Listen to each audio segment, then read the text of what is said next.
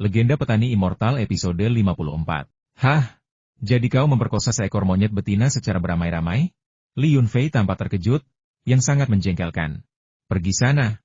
Aku tidak bercanda. Aku punya banyak urusan. Seandainya kau tidak menakut-nakuti tuan muda keluarga Ding yang baru pulang dari luar negeri sampai setengah mati, apakah aku akan buru-buru kembali dari pegunungan semalaman? Semakin banyak hal aneh terjadi di pegunungan, dan aku harus kembali untuk mengurusnya. Sudahlah. Aku tidak akan membicarakan hal-hal ini denganmu. Ini semua rahasia besar, kata Tao Datan dengan kesal. Oh, sepertinya keluarga Ding cukup berpengaruh, sampai berhasil membawamu ke sini. Apa yang para petinggi ingin kau lakukan? Li Yunfei meliriknya dengan sedikit nada mengejek setelah mendengar ini. Apa yang tadinya hanya lelucon kini telah menjadi sindiran yang tulus. Ekspresi macam apa itu? Apakah itu sikap yang seharusnya kau tunjukkan kepada atasanmu? Li Yunfei, aku direktur kantor manajemen khusus, dan aku sedang berbicara denganmu tentang urusan serius. Bersikaplah serius. Sialan, kau menyerang seorang pejabat. Aku berhenti. Aku akan memohon ampun, oke? Baiklah, aku akan membiarkannya hari ini karena aku memohon padamu. Tao Datan, yang biasanya memiliki aura gangster yang kuat, mencoba menampilkan sikap berwibawa, tetapi usahanya malah berbalik menjadi bumerang. Setelah ditendang 2 kali di pantat oleh Li Yunfei, dia langsung menjadi patuh. Apakah kau akan merendahkan diri ke levelku? Aku memperhatikan sesuatu. Apakah posisimu sebagai kepala kantor manajemen urusan khusus itu benar-benar nyata? Kau bersembunyi di pegunungan selama puluhan hari hanya karena masalah kecil. Tapi ketika terjadi sesuatu yang salah di dunia sekuler, kau malah berkeliaran mencari masalah. Seberapa banyak yang kau tahu tentang urusanku dengan Ding Hengzi sehingga kau ingin ikut campur? Bahkan setelah orang itu memohon ampun, Li Yunfei masih menendangnya beberapa kali lagi di pantat. Tidak ada alasan lain selain karena dia merasa orang ini pantas dipukuli. Tao Datan memprotes, apa yang saya tahu? Bahkan jika saya adalah direktur kantor manajemen khusus, lalu kenapa? Itu hanya panggilan telepon dari atasan yang memanggil saya ke sini untuk menyelidiki. Mereka mengatakan Anda memerintahkan Ling Xiu untuk membunuh orang-orang di sekitar Ding Hengzi, dan bahkan berniat membunuh Ding Hengzi. Membuatnya sangat ketakutan sehingga ia melarikan diri kembali ke ibu kota dalam semalam dan jatuh sakit. Dia masih dirawat di rumah sakit 301. Ding Hengzi adalah putra seorang pejabat, dan itu adalah aturan dunia bela diri bahwa tidak ada praktisi bela diri yang dapat melukainya. Siapa peduli dengan departemen manajemen khususmu? Bukankah kau departemen independen? Saat kau memantauku di ibu kota, bukankah kau menunjukkan banyak wewenang? Li Yunfei semakin bingung. Siapa lagi pelakunya? Tentu saja Biro Urusan Agama. Meskipun biasanya saya selalu berkuasa sebagai kepala seksi, Biro Urusan Agama memiliki lebih dari selusin wakil direktur. Jika mereka benar-benar ingin membuat masalah, saya bukan tandingan mereka. Lupakan saja, jangan bicarakan itu. Mari kita bicarakan kasusmu saja. Saya di sini atas perintah untuk menyelidiki, jadi kau harus memberitahu saya informasi rahasianya apakah kau yang melakukannya? Tao Datan berkata dengan wajah getir, akhirnya mengungkapkan beberapa rahasia tentang tempat kerjanya. Apa kesalahan saya? Bagaimana saya bisa tahu jika Anda tidak memberitahu saya? Berurusan dengan pejabat seperti Anda membutuhkan kehati-hatian, atau Anda akan benar-benar tertipu, keluh Li Yunfei. Kecelakaan mobil di tempat parkir bawah tanah Hotel Hao King, dan kasus tenggelam di selokan di sebelah hotel para korban semuanya adalah orang-orang yang dekat dengan Ding Hengzi. Menurutnya, kau menyewa orang untuk melakukannya. Jangan terburu-buru menyangkalnya. Aku tahu kau punya orang-orang seperti itu di sekitarmu. Pedagang teh itu, bukankah dia dari keluarga Gu di Hansong? Semua orang di dunia bawah tahu apa yang dilakukan keluarga Gu. Tao Datan tahu dia salah, jadi dia menjelaskan dengan suara rendah, semakin canggung saat berbicara. Rasanya seperti dia berhutang budi besar pada Li Yunfei dan sekarang membantu orang lain untuk menghukumnya. Apa hubungannya denganku? Tunjukkan buktinya kalau kau punya. Kalau tidak, apa yang kau bicarakan? Kata Li Yunfei, berbalik dan berjalan pergi, berpura-pura tidak mengenali Tao Datan. Di permukaan, dia menjaga jarak dengan orang lain, tetapi di dalam hatinya dia merasa geli. Tampaknya tidak ada rahasia yang bisa disembunyikan selamanya. Bahkan Tao Datan, yang berada jauh di pegunungan, bisa menebak bahwa Gu Zaoji yang melakukannya. Para politisi licik di luar sana akan lebih curiga bahwa dialah yang memerintahkannya. Sialan, meskipun dia tidak bisa memastikan, dia tidak akan pernah mengakuinya bahkan jika dia dipukuli sampai mati. Hei, jangan pergi. Bukankah kita sedang bicara sekarang? Mari kita bicarakan ini, jangan pura-pura tidak mengenalku. Kau bilang kau tidak melakukannya, jadi kau memang tidak melakukannya. Aku hanya menjalankan tugasku, bertanya-tanya dan melaporkannya kepada atasanku. Bajingan Ding Hengzi itu pantas mati. Aku benar-benar tidak bermaksud membantunya lolos dari hukuman bersamamu. Kudengar perusahaan perlindungan lingkunganmu ditutup? Tidak masalah. Aku kenal beberapa pemimpin di Kementerian Perlindungan Lingkungan. Aku akan membantumu menyelesaikan masalah ini. Tau Datan mengejarnya dengan cemas. Aku tak berani merepotkan Direktur Tau. Pasti ada yang akan mengurusnya untukku. Lagi pula, perusahaan perlindungan lingkungan yang payah ini bukan masalah besar. Aku toh tidak akan kelaparan, kata Liun Fei tanpa menoleh. Baiklah, kudengar beberapa anggota tim pertahanan gabungan desa telah ditangkap. Aku tahu mereka telah diperlakukan tidak adil. Otopsi forensik tidak dapat menjelaskan kerusakan dahsyat di dalam jantung mereka. Tetapi kantor manajemen khusus kita dapat turun tangan dan mengeluarkan sertifikat bahwa mereka dibunuh oleh seorang penyihir spiritual. Setelah mendengar perkataan Tau Datan, Liun Fei berbalik dan bertanya, apakah kau yakin? Tentu saja. Kawan, siapa aku? Aku direktur kantor manajemen khusus. Meskipun ada banyak wakil direktur di atasku, aku tetap memiliki pengaruh besar di hadapan direktur. Lagi pula, aku bertanggung jawab atas departemen terpenting di biro ini dan berhak melapor langsung kepada pimpinan pusat. Tau Datan dengan cepat memamerkan nilainya, seperti vas atau selir yang takut ditinggalkan oleh seorang pria. Ingat, ini kata-katamu. Untuk ucapan jantanmu itu, aku akan mengundangmu ke rumahku untuk minum teh. Obat ularmu pasti sudah hampir habis sekarang. Kebetulan sekali, aku baru saja membuat batch baru. Jangan lupa untuk meminumnya sebelum kau pergi. Dalam beberapa hari, pabrik obat ular yang aku dirikan bersama akan siap untuk produksi percobaan. Kemudian, kau bisa minum obat ular sebanyak yang kau mau. Liun Fei tersenyum lebar, berjalan mendekat, merangkul bahu Tau Datan, dan keduanya berjalan ke pertanian bergandengan tangan, seperti dua sahabat karib. Adapun pemeriksaan dan pemukulan barusan, tampaknya hal itu tidak pernah terjadi.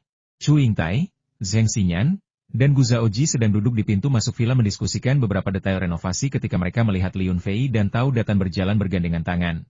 Dan mereka sangat terkejut hingga tak bisa menahan mulut mereka. Apakah kau, baik-baik saja?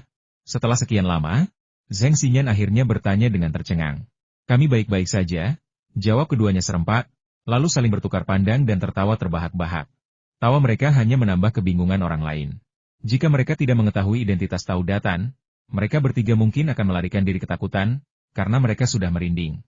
Setelah Liun Fei dan Tau Datan memasuki halaman villa bergandengan tangan, Gu Zaoji berbisik kepada Zheng Xinyan, Liun Fei dan Direktur Tau memiliki hubungan yang begitu baik?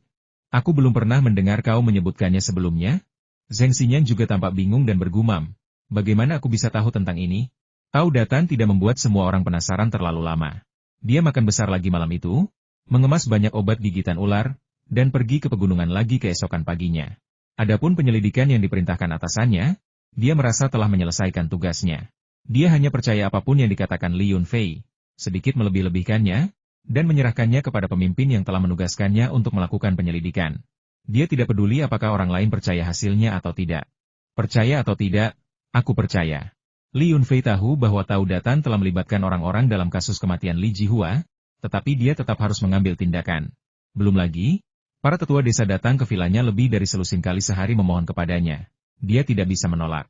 Mereka adalah orang tua tersangka, khawatir putra mereka menderita batin, dan ingin Liun Fei membantu mereka.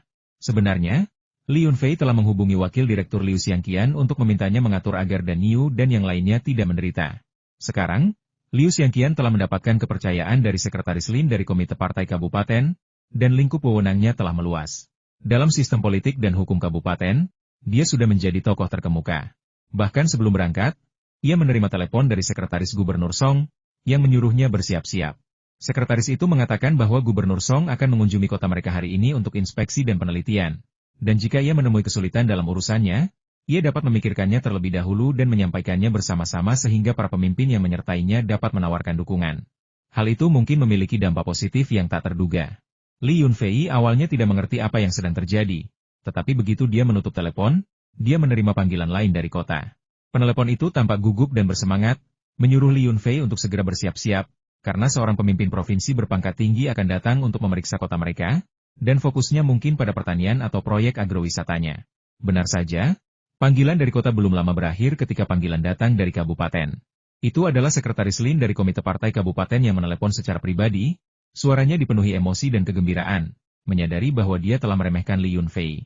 Dia selalu berpikir bahwa akar Liun Fei berada di kota, tetapi dia tidak pernah membayangkan gubernur provinsi akan begitu khawatir, datang untuk memeriksa secara langsung.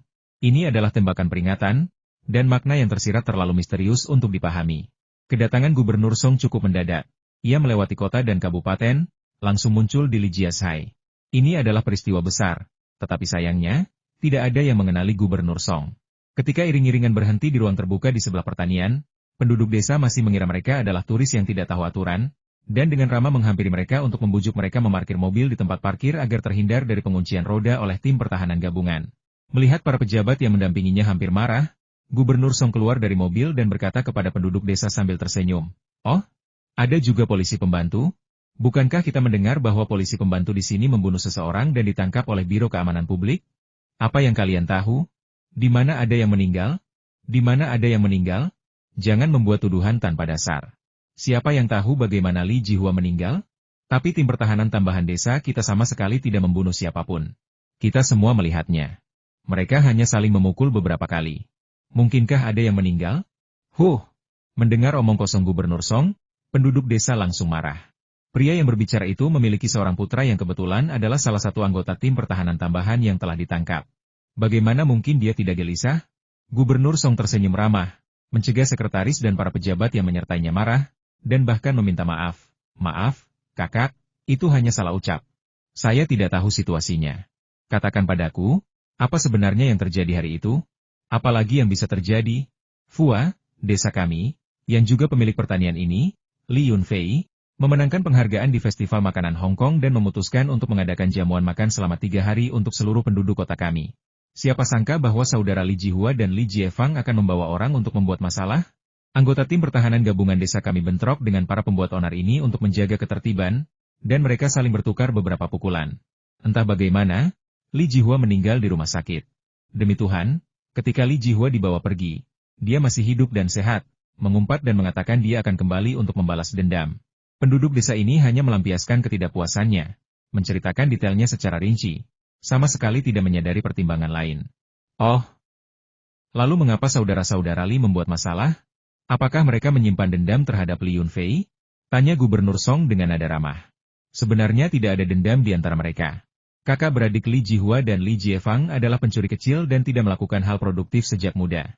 Saat dewasa, mereka menjadi lebih buruk, mencuri dan merampok. Mereka baru saja dibebaskan dari penjara dan tidak peduli dengan hidup atau mati ibu mereka satu-satunya. Mereka pergi ke kota dan tidak pernah kembali. Namun, ketika mereka mendengar bahwa ibu mereka yang sudah tua telah menjual beberapa hektar lahan hutan di desa kepada pabrik anggur Li Yunfei, mereka langsung memiliki niat buruk dan ingin memeras uang dari Li Yunfei.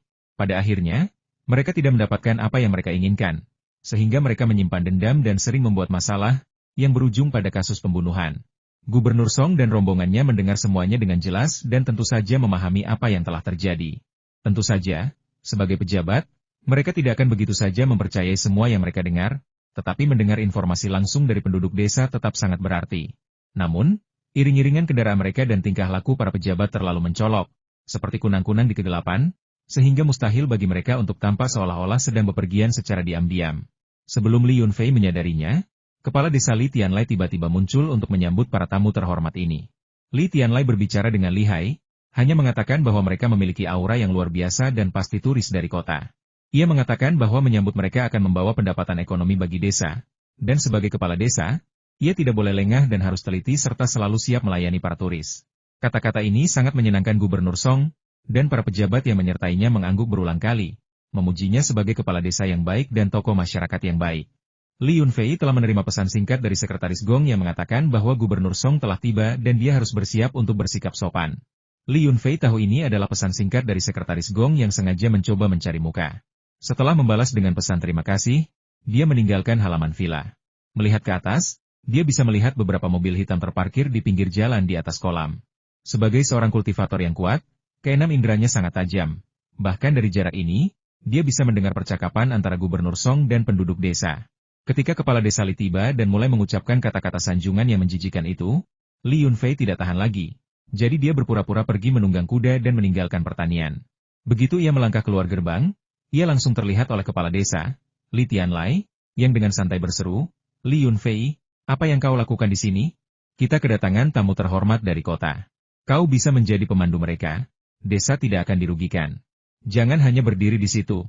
Aku tahu kau pernah menjadi pemandu sebelumnya. Orang asing biasa menyewa jasamu ketika mereka datang ke pegunungan. Keterkejutan Li Yunfei tentu saja pura-pura.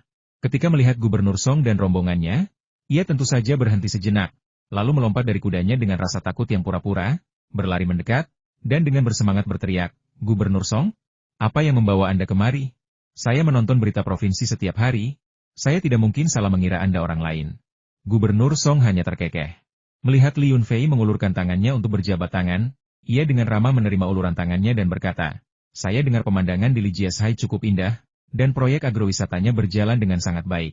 Kebetulan saya punya waktu luang hari ini, jadi saya mengajak orang-orang untuk melihat-lihat, berwisata, dan mempelajari adat istiadat setempat.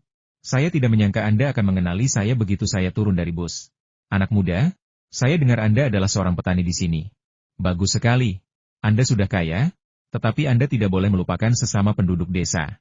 Kata-kata gubernur itu bijak, dan aku pasti akan mengingatnya. Hanya saja situasi di desa saat ini rumit, dan aku belum cukup mantap untuk memimpin seluruh penduduk desa menuju kemakmuran. Begitu situasinya stabil, bahkan jika para pemimpin tidak mengatakan apapun, aku tidak akan membiarkan sesama penduduk desa terus hidup miskin. Li Yunfei dengan bersemangat menggenggam tangan Gubernur Song, dan keduanya berjabat tangan dengan erat. Sejak menerima setengah ranting ginseng liar dari Li Yunfei, yang menyelamatkan nyawanya, Gubernur Song sangat berterima kasih kepada Li Yunfei. Terlebih lagi, Li Yunfei sering mengirimkan sayuran segar dalam jumlah banyak, yang tidak hanya rasanya enak tetapi juga memiliki manfaat kesehatan yang luar biasa. Bahkan istrinya yang sangat pilih-pilih pun memuji sayuran tersebut, mengatakan bahwa ia pasti ingin bertemu dengan pemuda ini suatu saat nanti. Sayangnya, Li Yunfei sangat sibuk sehingga ia tidak pernah memiliki waktu istirahat dan tidak pernah mengunjungi rumahnya. Istrinya sering mengomelinya tentang hal ini, berpikir bahwa ia menghalangi Li Yunfei untuk datang. Dalam benaknya, menjilat gubernur provinsi adalah hal yang wajar. Dengan kesempatan seperti itu, orang bodoh mana yang tidak akan memanfaatkan kesempatan untuk berkunjung dan mempererat hubungan? Sayangnya, Li Yunfei memang orang bodoh, hanya mengirim hadiah tanpa melakukan apapun untuk lebih memperkuat hubungan. Namun, hal ini justru membuat Gubernur Song semakin disukai. Terutama setelah mendengar bahwa teman lamanya, Chu Yingtai, telah tinggal di desa keluarga Li untuk berlatih kultivasi, dan bahwa kakek Li Yunfei adalah seorang master sejati yang telah mencapai batas praktisi seni bela diri. Gubernur Song menjadi semakin penasaran. Apa yang begitu istimewa tentang desa keluarga Li sehingga Chu Yingtai, orang terkaya di Asia Tenggara, memilih untuk tinggal di sana dalam pengasingan begitu lama? Apa yang menjadikannya kultivator tingkat atas? Apa yang membuatnya begitu menarik bagi tokoh-tokoh misterius di dunia seni bela diri? Apa yang membuatnya begitu diinginkan sehingga Departemen Pemerintah khusus mengirim staf untuk tinggal di pegunungan dan hutan yang terpencil untuk jangka waktu yang lama? Apa yang membuatnya begitu diinginkan sehingga militer ditempatkan di sana? Pertanyaan-pertanyaan ini telah lama membingungkan Gubernur Song, dan dia tidak pernah menerima jawaban. Hari ini, dia datang ke desa keluarga Li dengan dalih untuk inspeksi. Tetapi sebenarnya, dia ada di sana untuk mendukung Li Yunfei. Setelah menerima bantuan sebesar itu dari Li Yunfei, Gubernur Song merasa tidak nyaman jika dia tidak membalas kebaikan dan menerima balasannya.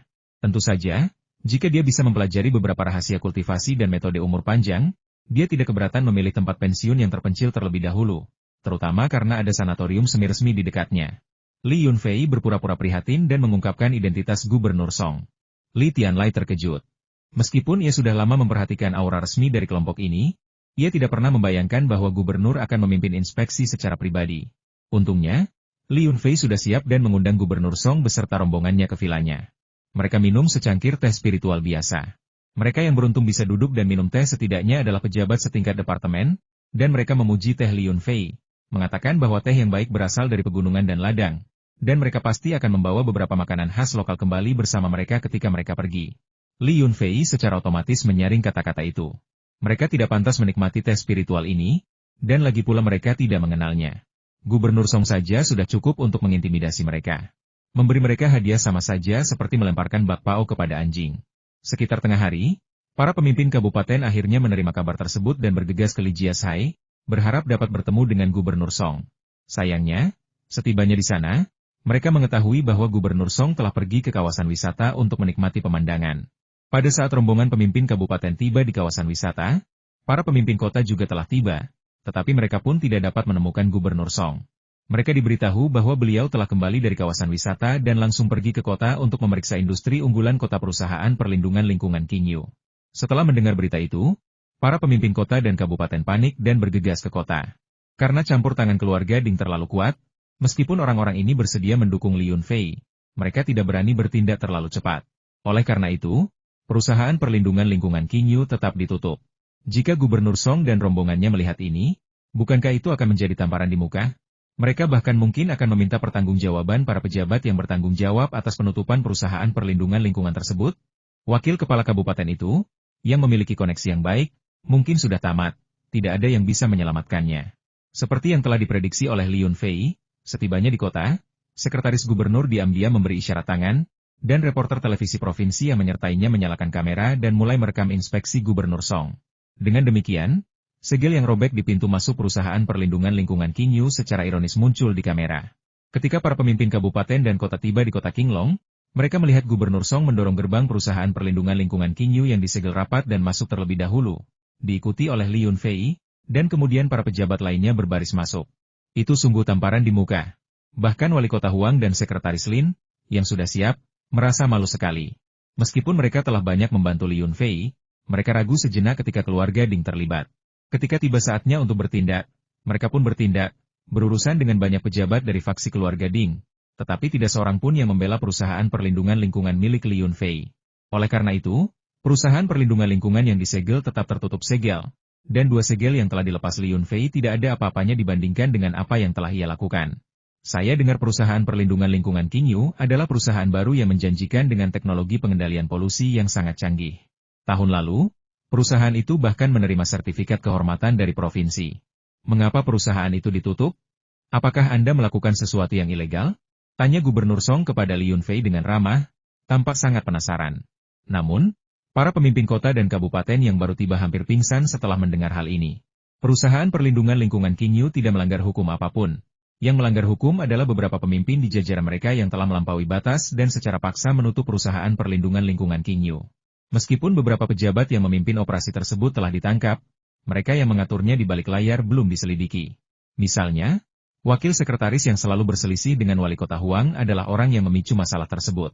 Wali kota Huang melihat ini sebagai peluang, memberi Li Yunfei kedipan mata, dan maju untuk mengambil alih jabatan dari Gubernur Song. Wali kota Huang hendak berbicara, dan tidak ada yang bisa menghentikannya. Ia berbicara dengan terampil, mengatakan bahwa sebagian besar pemimpin mendukung industri perlindungan lingkungan, terutama perusahaan-perusahaan unggulan seperti perusahaan perlindungan lingkungan Qingyu. Namun, beberapa orang, yang kurang memahami gambaran besar, menekan perusahaan perlindungan lingkungan Qingyu untuk keuntungan pribadi, memaksa perusahaan tersebut untuk tutup. Pemerintah kota ingin membantu perusahaan perlindungan lingkungan Qingyu untuk melanjutkan operasinya, tetapi perlawanannya terlalu besar, dan solusi tidak dapat ditemukan dalam jangka pendek. Gubernur Song melambaikan tangannya dan berkata, carilah waktu untuk melaporkan detailnya kepada saya secara terpisah. Siapapun yang terlibat dalam kasus ini, terlepas dari latar belakang atau koneksi mereka, harus dimintai pertanggungjawaban sampai akhir. Kami tidak akan pernah membiarkan oknum-oknum jahat seperti itu terus merusak ruang lingkup kelangsungan hidup usaha kecil dan menengah. Kata-kata Gubernur Song membuat sebagian orang ketakutan, yang secara diam-diam mengirimkan banyak pesan singkat. Bahkan sekretaris partai kota pun tidak bisa berkata apa-apa dan hanya bisa menyaksikan dengan cemas. Para pemimpin yang mengikuti di belakang memiliki pemahaman yang jelas tentang situasi tersebut. Tujuan Gubernur Song datang adalah untuk menyelesaikan masalah perusahaan perlindungan lingkungan Qingyu untuk Li Yunfei. Para pemimpin kota yang berdiri di pinggiran memiliki ekspresi yang lebih kompleks. Mereka yang dekat dengan Li Yunfei merasa gembira, sementara mereka yang membencinya dipenuhi dengan kegelisahan. Makan siang diadakan di restoran King Heju, di mana beberapa ruang pribadi telah dipesan. Bahkan para pemimpin daerah pun tidak diizinkan duduk di meja Gubernur Song, namun Li Yunfei duduk di sebelahnya.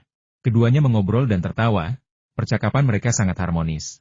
Mereka yang tidak menyadari hubungan mereka hanya dipenuhi rasa iri dan cemburu, tetapi hanya Li Yunfei yang tahu bahwa Gubernur Song sedang menunjukkan dukungan, berharap Li akan terus memberinya ginseng berusia seabad untuk menjaga kesehatannya. Namun, upayanya untuk memenangkan hati mereka ternyata sangat efektif. Bahkan sebelum mereka selesai makan, Sekretaris Partai Kabupaten Lin telah mengadakan pertemuan kecil dan dadakan di meja mereka dan langsung memutuskan untuk membebaskan beberapa petugas polisi pembantu yang telah ditangkap tanpa bukti, sehingga mengutuk Li Yunfei. Adapun masalah perusahaan perlindungan lingkungan Qingyu, kabupaten telah menanganinya dengan benar. Masalah-masalah pelik lainnya semuanya berada di tangan kota, dan mereka tidak berhak untuk ikut campur. Setelah berhasil menyelesaikan beberapa masalah penting di pagi hari, suasana siang hari jauh lebih santai. Kami mengunjungi pertanian dan peternakan babi milik Li Yunfei, dan juga mengunjungi beberapa rumah petani, menanyakan secara detail tentang proyek agrowisata. Mendengar bahwa proyek agrowisata telah mengangkat banyak keluarga miskin keluar dari kemiskinan, Gubernur Song sangat senang, mengatakan bahwa kota Qinglong telah menemukan jalan untuk meningkatkan kehidupan penduduknya. Tetapi itu masih jauh dari cukup dan perlu dieksplorasi lebih lanjut untuk berupaya mencapai kemakmuran lebih awal. Mendengar kata-kata penyemangat tentang proyek agrowisata ini, wajah wali kota Wu Xiaoyu memerah karena gembira. Dia tahu kesempatannya untuk mengubah keadaan akhirnya tiba. Di sampingnya, sekretaris partai kota, dengan dahi berkeringat, merasakan ada sesuatu yang tidak beres. Mengapa tidak ada yang menyebutkan prestasinya dalam membawa perusahaan pariwisata internasional ke kota, atau bahkan menunjukkan minat untuk berkunjung? Sekretaris Partai Kabupaten Lin tersenyum dan mengangguk kepada wali kota Wu. Secara otomatis mengabaikan Tan Jihua, sekretaris partai kota, tanpa meliriknya sedikit pun. Wali kota Huang melanjutkan pembicaraan, memberikan penghargaan kepada Wu Xiaoyu, dengan mengatakan bahwa kota telah memperhatikan proyek tersebut sejak lama. Tetapi karena kesulitan keuangan, kota belum memberikan banyak dukungan. Sekarang proyek percontohan ini sangat sukses, langkah selanjutnya adalah memperluasnya. Memungkinkan semua desa di kota Qinglong untuk bergabung dalam proyek ini dan menjadi kaya bersama. Gubernur Song mengangguk berulang kali, memuji wali kota Wu sebagai rekan yang baik dengan visi luas dan kecerdasan bisnis, yang mampu memimpin kota-kota miskin menuju kemakmuran. Ia mengatakan organisasi tersebut harus mempromosikan rekan yang baik ini ke posisi yang lebih penting agar ia dapat melayani masyarakat dengan lebih baik. Mendengar itu, Tang Jihua, sekretaris partai kota itu, hampir pingsan. Menempatkan Wu Xiaoyu pada posisi yang lebih penting berarti menggantikannya, bukan?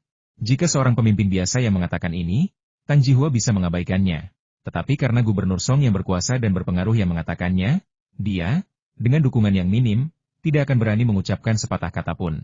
Hari ini, Gubernur Song menangani masalah ini dengan tegas dan jelas, menunjukkan dukungannya kepada Li Yunfei dan para pejabat lokal yang memiliki hubungan baik dengan Li Yunfei. Sebelum pergi, ia bahkan menyatakan ketertarikannya pada villa bambu yang sedang direnovasi, mengatakan bahwa ia ingin tinggal di sana ketika ada waktu luang dan menikmati kehidupan yang tenang. Karena pernyataan ini, Li Yunfei harus memberikan penjelasan kepada Gubernur Song, jadi dia menjawab sambil tersenyum suatu kehormatan bagi saya. Saat itu, ginseng liar yang saya temukan di pegunungan seharusnya sudah siap dipanen, yang dapat digunakan untuk membuat sup untuk menyehatkan tubuh. Gubernur Song sangat sibuk dan harus menjaga kesehatannya. Hanya ketika Anda sehat, Anda dapat melayani masyarakat dengan lebih baik. Beberapa rumah bambu dan halaman saya selalu terbuka untuk Gubernur Song. Setelah mendengar bahwa ada ginseng liar, Gubernur Song tersenyum lebih lebar lagi. Tujuan penting lain dari perjalanan ini akhirnya tercapai. Dia menepuk bahu Li Yunfei dan berkata bahwa dia akan datang untuk menghindari panasnya musim panas tahun ini, dan dia hanya berharap Li Yunfei dapat menemukannya saat itu. Siapapun yang memiliki akal sehat akan memahami percakapan mereka. Apakah mereka tinggal di rumah bambu atau di halaman tidaklah penting. Yang dimaksud Gubernur Song adalah, kalian para pejabat setempat harus belajar dari kesalahan. Saya akan kembali. Jangan terus mempersulit Li Yunfei setelah saya pergi, dan jangan mengabaikan kata-kata saya. Saat iring-iringan kendaraan Gubernur Song berangkat, para pemimpin kabupaten dan kota menaiki kendaraan untuk mengantar mereka. Hanya para pemimpin kota yang tidak memenuhi syarat untuk menyaksikan keberangkatan iring-iringan kendaraan tersebut. Para pejabat di faksi wali kota Wu sangat gembira. Setelah sekian lama tertindas, mereka akhirnya melihat secercah kemenangan. Sementara itu, mereka yang berada di faksi sekretaris Tang tanpa pucat pasi, tetapi pikiran mereka cepat, dan mereka telah mulai mencoba untuk mengambil hati wali kota Wu. Sekitar tengah malam, Dan Yu dan para petugas polisi pembantu lainnya dibawa kembali dengan mobil polisi. Perlakuan ini hampir sama dengan perlakuan terhadap kakek Li Chun Qiu. Namun, orang yang membawa mereka kembali hanyalah dua polisi biasa yang menurunkan mereka di pintu masuk desa lalu berbalik dan pergi. Namun, Dan Yu dan yang lainnya berteriak sekuat tenaga bahwa mereka telah kembali, bahwa mereka telah dituduh secara salah, dan bahwa mereka sekarang telah dibebaskan. Mereka tidak berteriak lama sebelum kepala desa tiba. Kepala desa menampar kepala Dan Yu 2 kali dan membentaknya, menyuruhnya untuk tidak terlalu sombong. Dia mengatakan memang benar mereka tidak membunuh siapapun, tetapi melukai seseorang bukanlah masalah besar. Jika bukan karena Fua yang mengatur semuanya dari belakang layar, mereka semua akan dipenjara selama bertahun-tahun. Dia memperingatkan mereka untuk mengingat hal ini di masa depan, dan siapapun yang berani menyentuh orang lain lagi pantas dipenjara seumur hidup. Dua tamparan itu langsung membungkam Dan Yu. Anggota tim pertahanan gabungan lainnya mengerti apa yang sedang terjadi, jadi mereka tidak membantah. Mereka menutupi kepala mereka dan lari, masing-masing pulang untuk memberitahu orang tua mereka. Berkas-berkas untuk pembukaan kembali perusahaan perlindungan lingkungan Qingyu tiba hampir bersamaan dengan berita promosi Wu Xiaoyu. Wu Xiaoyu menjadi sekretaris partai kota, dan mantan wakil sekretaris, Su Zhenggang, menjadi wali kota-kota. Adapun mantan sekretaris partai, Tang Jihua, ia dipindahkan ke konferensi konsultatif politik kabupaten untuk pensiun. Bukan karena mereka tidak ingin menyingkirkannya, Tetapi karena mereka belum memperoleh bukti yang memberatkan Tang Jihua. Selama mereka menyingkirkannya dari posisi kuncinya, memperoleh bukti yang diperlukan hanyalah masalah waktu. Kini, Wu Xiaoyu akhirnya dapat melepaskan potensinya dan mewujudkan rencana pembangunan kekayaannya. Berkat dukungan finansial dari pemerintah kota dan kabupaten, proyek agrowisata yang terhenti pun dimulai kembali. Jalan kedua perlu dibangun menuju desa Zhangqiao, karena desa ini juga merupakan pintu masuk ke pegunungan, memiliki status yang mirip dengan Lijiashai. Pembukaan kedua pintu masuk ini secara alami akan meningkatkan jumlah wisatawan, sehingga memudahkan desa-desa lainnya. Seiring cuaca menghangat, semua rumah bambu dan halaman di pertanian telah selesai dibangun. Ke-10 rumah bambu dan halaman tersebut memiliki eksterior yang sama, tetapi masing-masing memiliki interior yang unik, dan tanaman di halaman juga ditanam sesuai dengan preferensi masing-masing. Chu Yingtai memilih rumah di tengah, halaman nomor 6. Di seberangnya ada kolam untuk memelihara kura-kura. Dia baru pindah sehari yang lalu dan sudah menangkap beberapa kura-kura. Dia berkata bahwa meskipun kura-kura itu tidak besar, mereka tampak cerdas dan pasti enak. Di halaman sebelah, nomor 5, tinggal Zheng Xinyan, yang menawarkan diri untuk mengambil alih tugas memasak, dengan mengatakan bahwa dia akan menjamin makanannya akan enak. Yang lain tidak menyukai angka 4, tetapi Gu Zhaoji, sebagai seorang pembunuh bayaran, sangat mengaguminya. Sementara yang lain menanam tanaman elegan seperti bambu di gerbang mereka, ia memenuhi halamannya dengan pohon teh. Memang, pohon teh yang dipindahkan dari gunung belakang telah disetujui secara khusus oleh Li Yunfei.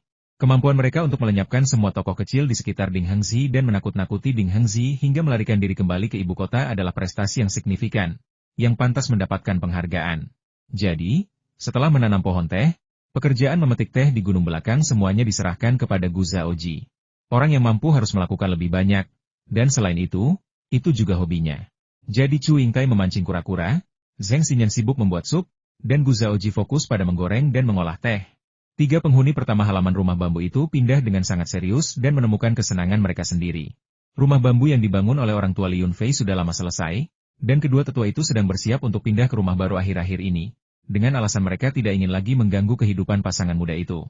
Selain itu, mereka tidak bisa berbicara sepatah kata pun dengan semua tamu yang datang setiap hari, dan mereka merasa canggung mendengarkan pujian sopan mereka. Akan lebih nyaman bagi mereka untuk pindah. Menyadari bahwa ia tidak bisa membujuk mereka, Li Yunfei menuruti keinginan orang tuanya. Villa itu tiba-tiba terasa kosong, dan ia semakin merindukan putrinya, Keluoyi. Meskipun ia telah diam-diam meneleponnya berkali-kali beberapa hari terakhir ini, tidak ada yang terasa lebih menenangkan selain memeluknya. Li Yunfei merasa harus pergi ke pegunungan. Jika dia tidak segera bertemu putrinya mungkin akan mulai berbicara dalam tidurnya karena sangat merindukannya. Dan kemudian dia tidak akan bisa menjelaskannya kepada istrinya, Yang Yunu. Dia juga tidak nyaman meninggalkan Keluoyi dan Michelle untuk tinggal di gunung selama ini. Menjelajah pegunungan bukanlah hal yang mudah. Setidaknya ada banyak hal yang menunggunya untuk diurus. Kedua sapi itu telah diberi makan selama lebih dari 10 hari, dan susunya menjadi kental dan alami. Yang Yunu tidak bisa menghabiskan semuanya. Jadi dia memberikannya kepada 3 penyewa di pertanian itu, kakek neneknya, mertuanya, dan istri Li Shitou, di antara yang lain siapapun yang memiliki hubungan baik dengannya. Kemudian, orang-orang merasa malu jika Yang Yunu harus berlari setiap pagi untuk mengantarkan susu. Jadi mereka berinisiatif membantu memerah dan mengumpulkan susu. Mereka melakukannya sendiri dan mandiri. Bahkan anak-anak yang mendapatkan susu gratis pun tidak akan berdiam diri. Sambil menunggu susu direbus, mereka sering berlari ke rerumputan di tepi sungai untuk memetik rumput liar yang lembut agar sapi-sapi dapat memakannya. Memberi kepada orang lain membawa kebahagiaan. Jadi Yang Yunu sangat bahagia akhir-akhir ini, merasa bahwa memelihara 2 ekor sapi telah memperbaiki hubungannya dengan penduduk desa. Tidak seperti sayuran yang dia tanam, yang harganya sangat mahal. Ketika dia mencoba memberikan sebagian kepada tetangganya, mereka tidak berani menerimanya.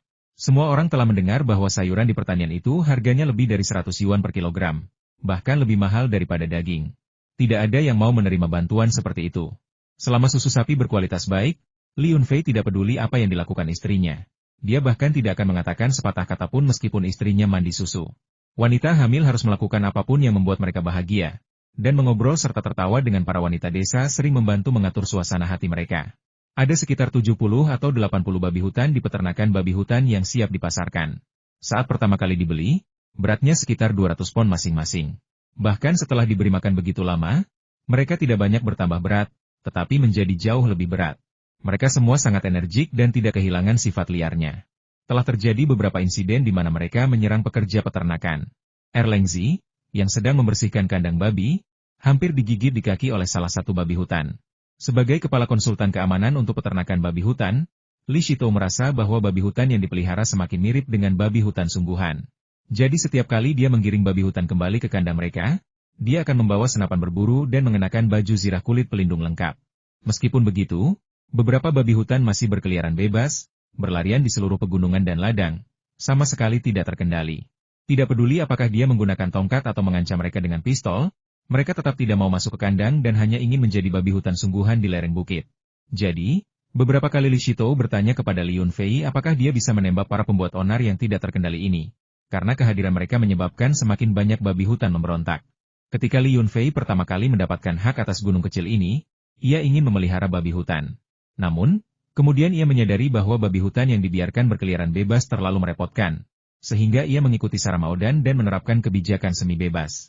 Ketika tiba waktunya untuk berkeliaran bebas, mereka diizinkan untuk berlarian di sekitar gunung dan memakan rumput dan buah-buahan liar.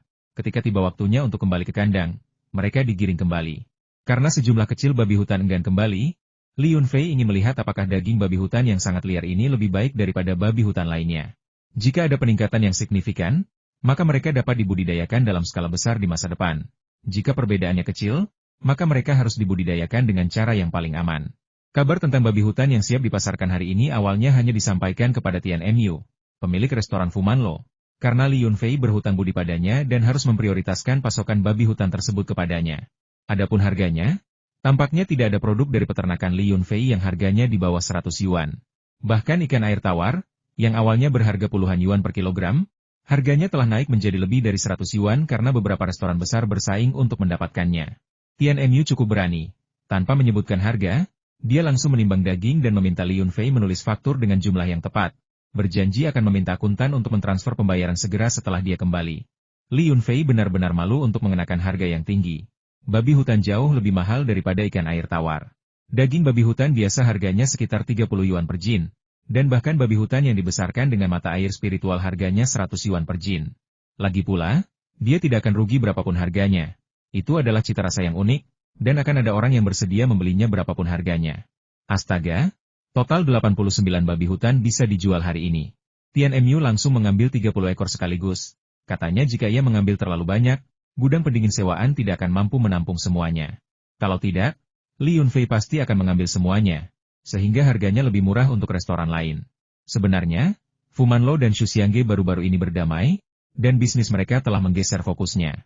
Berapapun jumlah kursi yang mereka buka, ruang pribadi mereka selalu penuh, dan mereka tidak mempermasalahkan berapa banyak pelanggan yang diambil oleh pihak lain.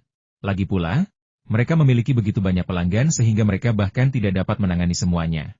Beberapa tokoh penting yang tidak boleh mereka sakiti, janji temunya dipesan sebulan sebelumnya. Hanya sedikit tamu terhormat yang menerima perlakuan khusus dan dapat dipesan lebih awal. Adapun Chuan Fu Fish King, restoran kecil ini dengan cepat menyebar ke seluruh provinsi sebagai toko berantai. Kecepatan perkembangan Yu Jun membuat Tian Mu dari Fumanlo dan Yao Liwen dari Shuxiangge merasa gentar, menunjukkan tekad kuat untuk menyalip mereka. Yu Jun memiliki begitu banyak rekan seperjuangan. Mereka tersebar hampir di setiap kabupaten dan kota.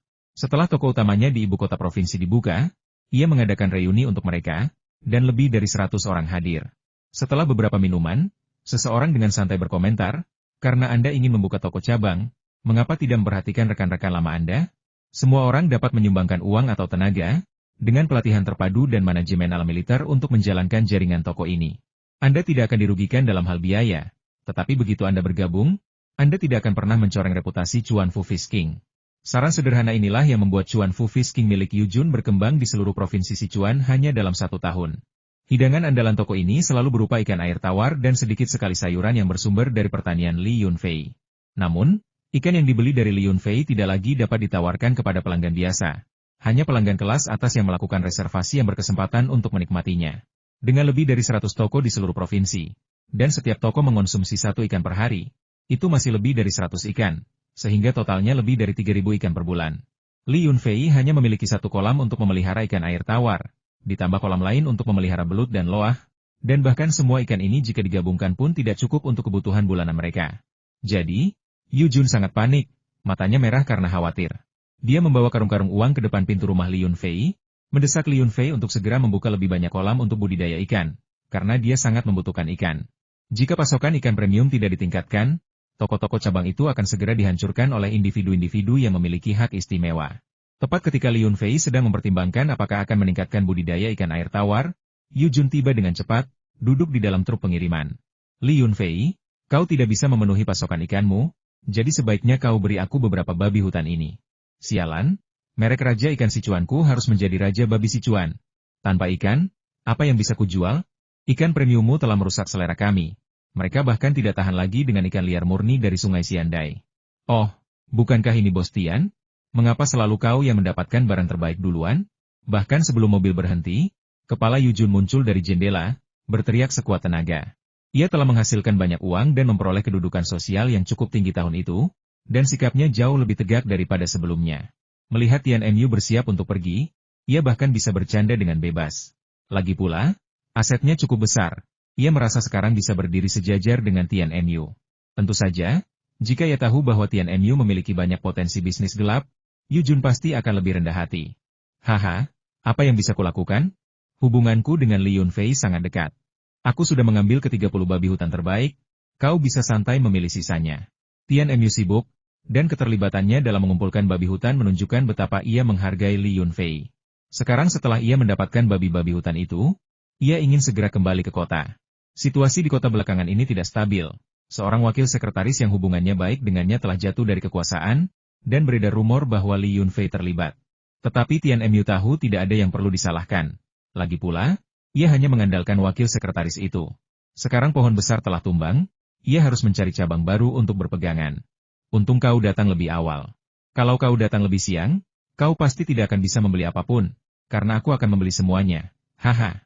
Lagi pula, aku punya banyak uang sampai tidak tahu harus menginvestasikannya kemana. Jadi aku hanya bisa menyimpan beberapa bahan berkualitas tinggi untuk keperluan mendesak. Kekayaan Yu Jun meroket terlalu cepat, dan waktu pengumpulannya terlalu singkat. Dia memiliki aura orang kaya baru yang kuat, dan mungkin tidak tahu harus menginvestasikan uangnya yang banyak kemana. Pakaiannya semuanya merek desainer papan atas, dia mengenakan 3 kalung emas di lehernya, dan jam tangan desainer di setiap pergelangan tangannya. Sikapnya benar-benar berbeda dari saat Li Yunfei pertama kali bertemu dengannya. Tian Mu tersenyum dan menyuruh sopir untuk pergi. Dia tidak menyebutkan kesepakatan rahasianya dengan Li Yunfei. Betapapun baiknya keadaan, Li Yunfei tidak akan pernah melupakannya. Dia adalah orang yang selalu siap membantu ketika sesuatu terjadi, dan dia bukan orang yang bisa dianggap remeh. Masih tersisa 59 babi hutan, tetapi Li Yunfei tidak memberi Yu Jun kesempatan untuk memamerkan kekayaannya yang baru. Dia langsung berkata, "Saudara Yu, kau hanya boleh mengambil maksimal 20 dari babi hutan yang tersisa. Yao Liwen dari Pavilion Shuxiang juga hanya boleh mengambil 20. Aku punya keperluan untuk 19 sisanya." Yu Jun menjadi cemas dan menatapnya tajam, berteriak, "Apa gunanya kau? Kau punya banyak sekali di peternakanmu. Kau bisa menangkap siapapun yang ingin kau makan. Mau sudah siap jual atau belum? Jangan kira aku akan menawar denganmu. Jika aku membeli barangmu sekarang, aku tidak akan menawar. Mau 100 atau 200 per jin, sebutkan saja harganya, dan aku, Yu Jun, tidak akan bertanya apa-apa dan akan meminta akuntan untuk mentransfer uangnya langsung." Pria ini bahkan sedikit buncit dalam setahun terakhir, dan sikapnya yang seperti pebisnis semakin terlihat jelas. Jejak terakhir dari penampilan militernya telah hilang ditelan oleh pakaian emasnya yang berkilauan. "Aku tidak akan menyembunyikannya darimu. Pelanggan terbesar peternakanku saat ini adalah keluarga Delicious di Shanghai. Sejak awal kerja sama kita memiliki kesepakatan bahwa setiap kali kita memiliki produk baru, kita harus berbagi sebagian dengan mereka untuk dicoba. Jika mereka puas, kita akan menandatangani perjanjian pasokan tambahan. Jadi, ketika aku mengantarkan nanti malam, aku akan membawa 10 ekor. 9 ekor sisanya akan kusembelih dan kukirimkan ke beberapa kerabat dan teman untuk dicoba." Li Yunfei menjelaskan dengan pasrah, sambil berpikir dalam hati bahwa memang sudah waktunya untuk memperluas lingkup bisnis. Dengan laju saat ini, bahkan mengambil alih 2 gunung kecil lagi pun tidak akan cukup. Mendengar perkataan Li Yunfei, Yu Jun merasa bingung. Ia menggaruk kepalanya dengan cemas dan mengeluh, "Saudara Li, ini semua soal uang. Mengapa kau menolak uang? Lihat, ada banyak kolam di sekitar desa keluarga Li. Kau bisa menyewa puluhan hektar dan membudidayakan ikan sebanyak-banyaknya. Asalkan kualitasnya sesuai standar, aku akan membeli sebanyak yang kau budidayakan.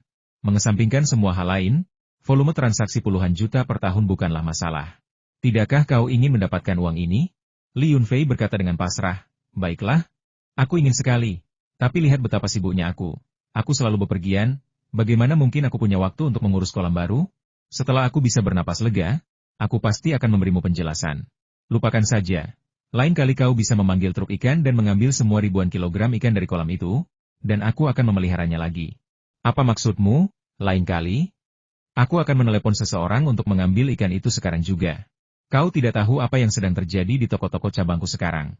Tanpa ikan premium yang kau sediakan, orang-orang berpengaruh itu akan menghancurkan toko-tokoku. Kata Yujun, mengangkat telepon dan mulai menelepon untuk meminta bantuan. Seolah tidak ingin membuang waktu, takut Li Yunfei akan berubah pikiran. Li Yunfei menatap langit tanpa berkata-kata, merasakan rasa bersalah yang tiba-tiba. Apakah dia akan tersambar petir jika tidak menghasilkan uang? Memikirkan saldo rekening banknya, sepertinya dia hanya memiliki beberapa juta tersisa, dan dia bisa kehabisan uang kapan saja. Dengan begitu banyak peluang untuk menghasilkan uang, mengapa dia tidak terburu-buru? Betapapun berharganya batu giok mentah di ruang kecilnya, itu tidak bisa ditukar dengan uang tunai. Itu adalah fondasi stabilitas ruang kecil tersebut. Sepertinya bahkan demi uang untuk membeli susu formula putrinya, dia harus bekerja keras untuk mendapatkan uang. 50 ekor babi hutan terjual, masing-masing beratnya sekitar 300 jin, dengan total harga 1,5 juta yuan. Setelah dikurangi biaya tenaga kerja, biaya pakan, biaya lahan, dan pengeluaran lainnya, laba bersihnya sekitar 1,2 juta yuan. Ini baru penjualan pertama, 9 ekor babi hutan yang tersisa diberikan sebagai hadiah kepada kerabat, teman, dan kenalan yang hubungannya perlu dipelihara. Nilai sebenarnya dari babi hutan tersebut sangat kecil.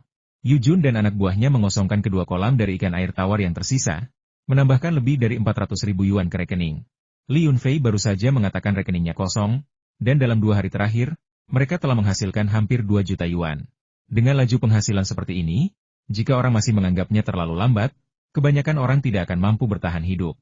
Memanfaatkan kesempatan untuk mengantarkan daging babi hutan dan makanan khas lokal lainnya, Li Yunfei mengunjungi para pemimpin kabupaten dan kota, serta pejabat yang memiliki hubungan baik dengannya, seperti Gubernur Song. Tujuannya ada 2 untuk menyatakan rasa terima kasihnya dan untuk menyelidiki situasi. Sekarang kekayaan keluarga Ding telah terungkap, dan masalah ini masih banyak dibicarakan secara daring. Akankah hal itu menyebabkan kejatuhan keluarga Ding? Gubernur Song tersenyum dan mengatakan kepadanya bahwa ide itu terlalu sederhana. Paling-paling, hal itu hanya akan menyebabkan pihak lain kehilangan 1 atau 2 perwakilan hukum dan beberapa orang dengan reputasi yang sangat buruk, yang sudah cukup untuk melampiaskan kemarahan mereka. Laporan-laporan ini tidak akan cukup untuk merusak keluarga Ding secara serius. Li Yunfei hanya sedikit kecewa dan tidak terlalu memikirkannya. Kemudian dia bertanya tentang perusahaan perlindungan lingkungan Qingyu. Sekarang setelah dibuka kembali, apakah akan ada yang tiba-tiba muncul lagi untuk meminta teknologi intinya? Bahkan Gubernur Song pun ragu mengenai hal ini. Ia telah berkonsultasi dengan para ahli dan takjub dengan teknologi pengendalian polusi perusahaan perlindungan lingkungan Qingyu hanya tanaman air biasa yang memiliki kemampuan pengendalian polusi yang luar biasa. Namun, sekeras apapun orang lain mencoba menirunya, hasilnya tidak mendekati 1/10.000 dari kemampuan perusahaan perlindungan lingkungan Qingyu. Jika Anda mengatakan bahwa tidak ada teknologi inti atau trik yang terlibat, bahkan orang bodoh pun tidak akan mempercayainya. Terlepas dari apa yang dipikirkan orang lain, Li Yunfei menyatakan bahwa tanaman air yang ia kumpulkan dari sungai dan semua tanaman di pertanian telah dianalisis secara ekstensif. Dengan banyak orang mengatakan bahwa tanaman tersebut mirip dengan tanaman di dekat meteorit matahari di pegunungan, mengandung kadar molekul aktif yang sangat tinggi. Masalah ini hampir menjadi rahasia umum. Para ahli asing bahkan telah mengeringkan sungai untuk mencari meteorit matahari, tetapi tanpa menemukan apapun. Ketika meteorit surya pertama kali jatuh, mereka masih memancarkan radiasi yang lemah. Namun, setelah beberapa waktu, instrumen radiasi tidak lagi dapat mendeteksi panjang gelombang yang mereka pancarkan. Menemukan meteorit surya yang mungkin tersembunyi di bawah tanah sangatlah sulit. Bahkan asosiasi kepala bawang pun tidak dapat menemukan petunjuk apapun tentang pertanian Li Yunfei. Sementara itu, di unit perawatan intensif 301 di Beijing, Ding Hengzi terbaring pucat di ranjang rumah sakit. Sementara seorang pria asing parubaya duduk di sampingnya, keduanya berbicara dengan tenang. Di pintu masuk bangsal, terdapat para penjaga yang dikirim oleh kepala keluarga Ding untuk sementara melindungi cucu tertuanya yang ketakutan. Kulturator spiritual yang kubawa meninggal dengan cara yang mengerikan, pasti dilakukan oleh orang-orang yang dikirim oleh Li Yunfei. Seorang kultivator spiritual yang hampir mencapai alam kultivasi kedua tenggelam di selokan, bukankah itu ironi terbesar? Dan 2 orang di tempat parkir bawah tanah itu, mereka berdua menabrak diri sendiri saat parkir terlalu aneh. Jika aku tidak segera melarikan diri, aku akan celaka. Bukankah organisasi kepala bawangmu memiliki banyak ahli supranatural? Kirim mereka untuk melindungiku. Selama aku di sini, aku pasti akan memberikan dukungan penuhku untuk kegiatanmu di Tiongkok. Kata Ding Hengzi, agak gelisah. Pria parubaya itu menepuk bahunya. Menghiburnya, oh, di airku yang malang, jangan gelisah. Istirahat dan pulihlah dengan tenang. Kami akan menyelidiki masalah Li Yunfei secara menyeluruh. Dia sudah dicurigai oleh petinggi kepala bawang kami. Beberapa ahli yang berhubungan dengannya mungkin telah tewas di tangannya. Entah dia sendiri adalah seorang ahli yang sangat tersembunyi, atau dia memiliki seorang ahli yang sangat kuat yang melindunginya. Menurut intelijen kami, kakeknya adalah seorang ahli super di alam ketiga. Tetapi sebagai praktisi seni bela diri, dia tidak bisa membunuh orang secara diam-diam. Nama Ding Hengzi di luar negeri adalah Rusa. Dia memiliki hubungan dekat dengan organisasi kepala bawang, dan kedua pihak bekerja sama, sehingga mereka memiliki hubungan dasar. Li Yunfei adalah seorang ahli super? Aku tidak percaya. Tapi aku pernah mendengar sedikit tentang fakta bahwa kakeknya adalah seorang seniman bela diri tingkat ketiga.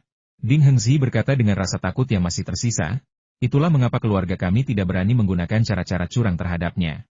Sialan, bagaimana mungkin seorang seniman bela diri tingkat ketiga berasal dari desa pegunungan kecil yang miskin?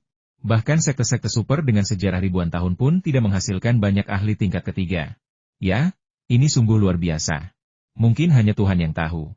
Inilah salah satu alasan mengapa kita selalu menahan diri dan bersikap toleran terhadap Li Yunfei. Namun, Michelle, yang memiliki hubungan dekat dengan Li Yunfei, mungkin sudah melahirkan. Orang-orang kita belum dapat mengetahui di rumah sakit mana dia melahirkan.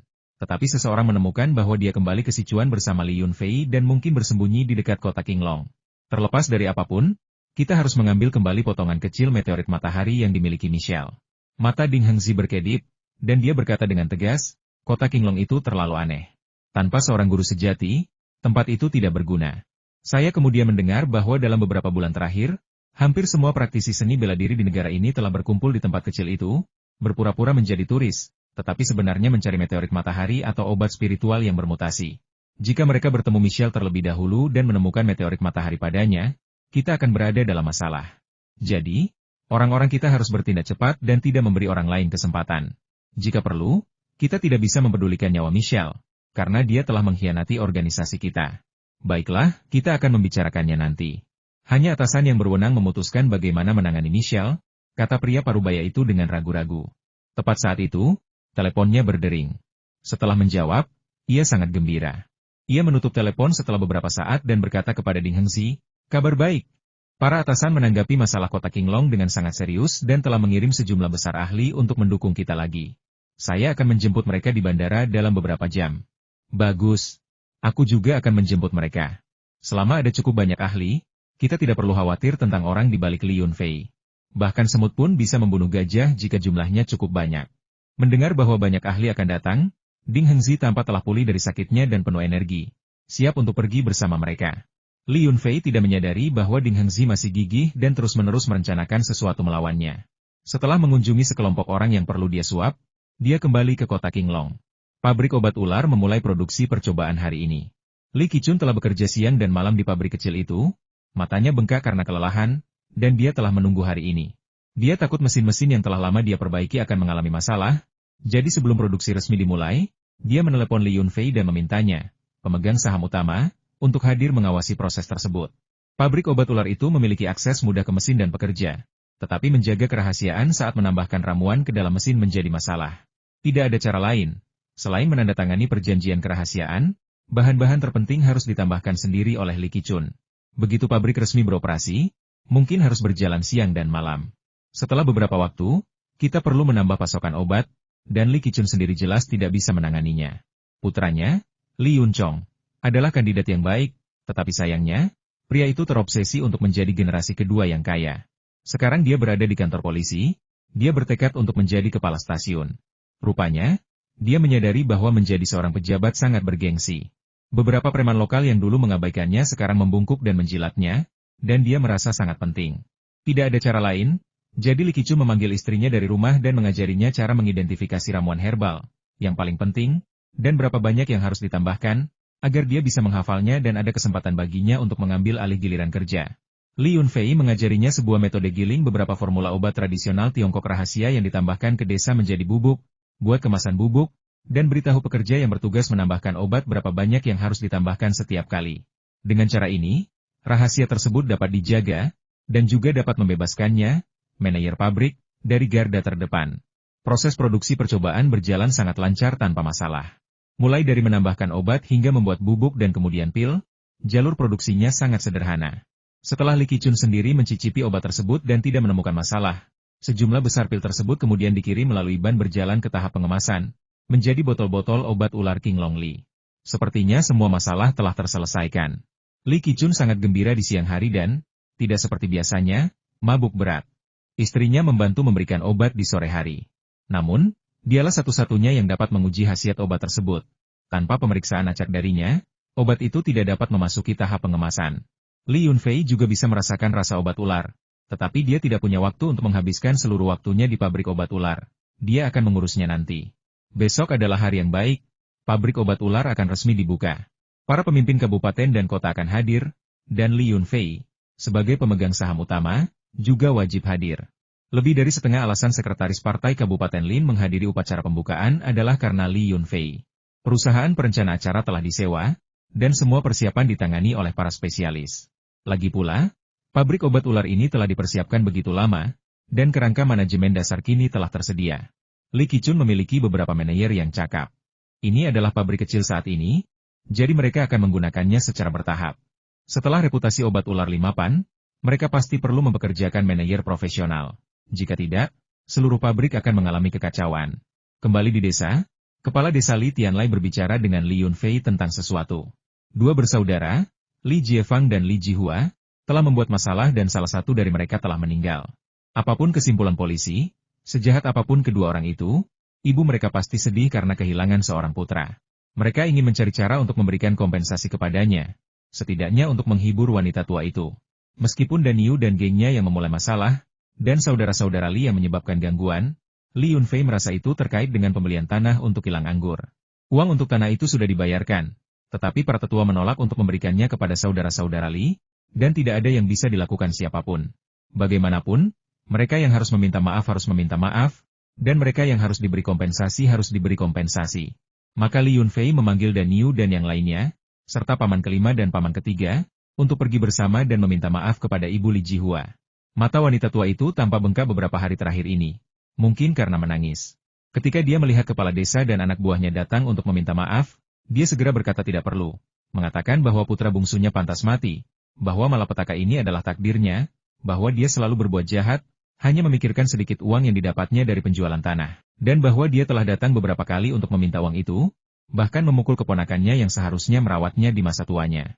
Dia mengatakan bahwa orang seperti itu lebih baik mati saja. Meskipun begitu, wanita tua itu pasti merasa sangat sedih. Desa menyumbangkan 50.000 yuan, dan Li Yunfei juga menyumbangkan 50.000 yuan, dengan alasan uang itu untuk masa pensiun wanita tua tersebut. Ia akan menerima subsidi dari desa selama hari libur, dan ia dapat mengelola uang itu sendiri memberikannya kepada putra atau keponakannya jika ia mau. Komite desa akan mendukungnya jika ada yang keberatan. Pria tua itu menolak uang itu untuk sementara waktu, tetapi kemudian menerimanya dan menyerahkannya kepada istri keponakannya, sambil mengatakan bahwa ia tidak akan hidup lama lagi dan bahwa keponakannya dan istrinya memperlakukannya dengan sangat baik. Ia menambahkan bahwa siapapun yang mendapatkan uang itu, tidak boleh diambil oleh putra sulungnya, karena pria itu adalah seorang bajingan yang mungkin akan melakukan sesuatu yang keji jika ia memiliki uang. Keponakan dan menantu perempuan lelaki tua itu adalah orang-orang jujur. Mereka buru-buru mengatakan bahwa mereka tidak berani menerima uang itu, menambahkan bahwa mereka sudah merasa tidak nyaman dengan uang yang diterima lelaki tua itu dari penjualan tanah. Jadi bagaimana mungkin mereka menerima uang ini darinya? Selain itu, mereka takut Li Jiefang akan datang dan membuat masalah lagi untuk menuntut uang itu, jadi mereka menolak untuk menerimanya. Li Yunfei menghela napas, berharap Li Jiefang tidak akan kembali ke desa untuk membuat masalah lagi. Ia khawatir lelaki tua itu tidak akan sanggup menghadapi guncangan jika sesuatu terjadi padanya. Li Yunfei berhati-hati dalam tindakannya, dan Dan Yu serta yang lainnya tidak akan membunuhnya. Tetapi ia khawatir seseorang mungkin mencoba untuk menyabotase dirinya dari belakang. Meskipun Gu Zaoji telah membunuh praktisi spiritual yang berencana membunuh Li, wanita tua itu telah kehilangan seorang putra selamanya. Betapapun jahatnya putra itu, dia tetaplah darah dagingnya sendiri. Dia mungkin tidak mengatakannya secara terang-terangan, tetapi dia akan merasakan sakit di hatinya. Li Yunfei mungkin tidak terlalu memikirkannya sebelumnya, tetapi sekarang dia memiliki anak sendiri. Orang tua selalu memiliki perasaan yang sama terhadap anak-anak mereka. Apapun yang terjadi, orang tua akan selalu menyimpan tempat untuk anak-anak mereka di hati mereka. Entah mereka mencintai atau membenci, mereka tidak akan pernah bisa menghapus tempat itu.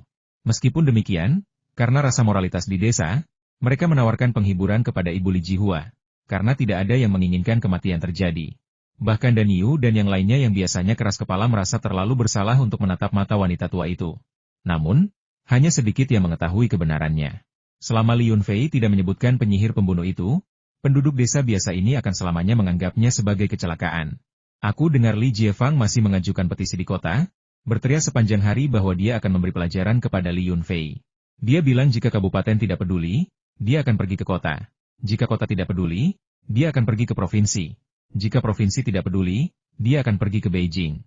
Dia bilang suatu hari nanti seseorang akan menegakkan keadilan dan membela saudaranya, Li Jihua. Li Yunfei menggelengkan kepalanya, menyuruh semua orang untuk mengurus urusan masing-masing, dan kembali ke ladang sendirian. Akhir-akhir ini, semua orang di desa sibuk mendirikan kios untuk mencari nafkah. Selain anak-anak, hanya ada sedikit orang di desa. Kebanyakan mendirikan kios di sepanjang jalan dekat tempat penangkapan ikan. Bunga akasia mulai layu, dan pohon ceri hampir kosong. Hanya beberapa varietas yang terlambat matang yang masih tergantung secara sporadis di ranting-rantingnya. Tetapi jika mereka tidak hati-hati, mereka akan dimakan oleh burung-burung yang lewat, dan bahkan beberapa jaring tali pun tidak dapat melindungi mereka. Buah persiknya hanya sebesar ibu jari. Bahkan varietas yang cepat matang pun hanya sebesar bola mata. Masih butuh waktu lama untuk matang. Anak-anak desa mulai mengamati pohon murbei. Tidak banyak pohon murbei di desa itu, jadi sepertinya tidak mungkin mereka akan memiliki persediaan murbei yang tak terbatas seperti ketika mereka masih kecil. Saat ini, buah murbei masih berwarna hijau keputihan, dengan rasa asam yang kuat dan sedikit manis. Di daerah yang cerah, buah murbei akan siap dimakan dalam 7 atau 8 hari lagi. Sedangkan di daerah yang tidak terkena sinar matahari, buah murbei membutuhkan setidaknya 10 hari lagi. Ulat sutra liar bergelantungan sembarangan di pepohonan, dan burung-burung sesekali terbang melintas, menikmati makanan mereka, lalu bergegas pergi. Karena anak-anak nakal di bawah mulai mengangkat ketapel mereka dan membidik ulat-ulat tersebut. Paman Fua, apakah sapi-sapi Paman Fua berhenti menghasilkan susu akhir-akhir ini? Mengapa kita tidak mendapatkan susu sama sekali? Orang dewasa punya banyak makanan. Kenapa kita harus memberi mereka susu? Guru bilang kita sedang tumbuh dan butuh susu sekarang. Kalian tidak bisa pelit pada kami. Bukankah di TV dikatakan bahwa betapapun miskinnya kita tidak bisa membiarkan anak-anak kita menderita? Tuan muda, kami ingin minum susu. Keributan yang disebabkan oleh anak-anak nakal ini menghilangkan sebagian besar kesedihan di hati Li Yunfei. Dia tersenyum dan menjawab bahwa tidak perlu terburu-buru.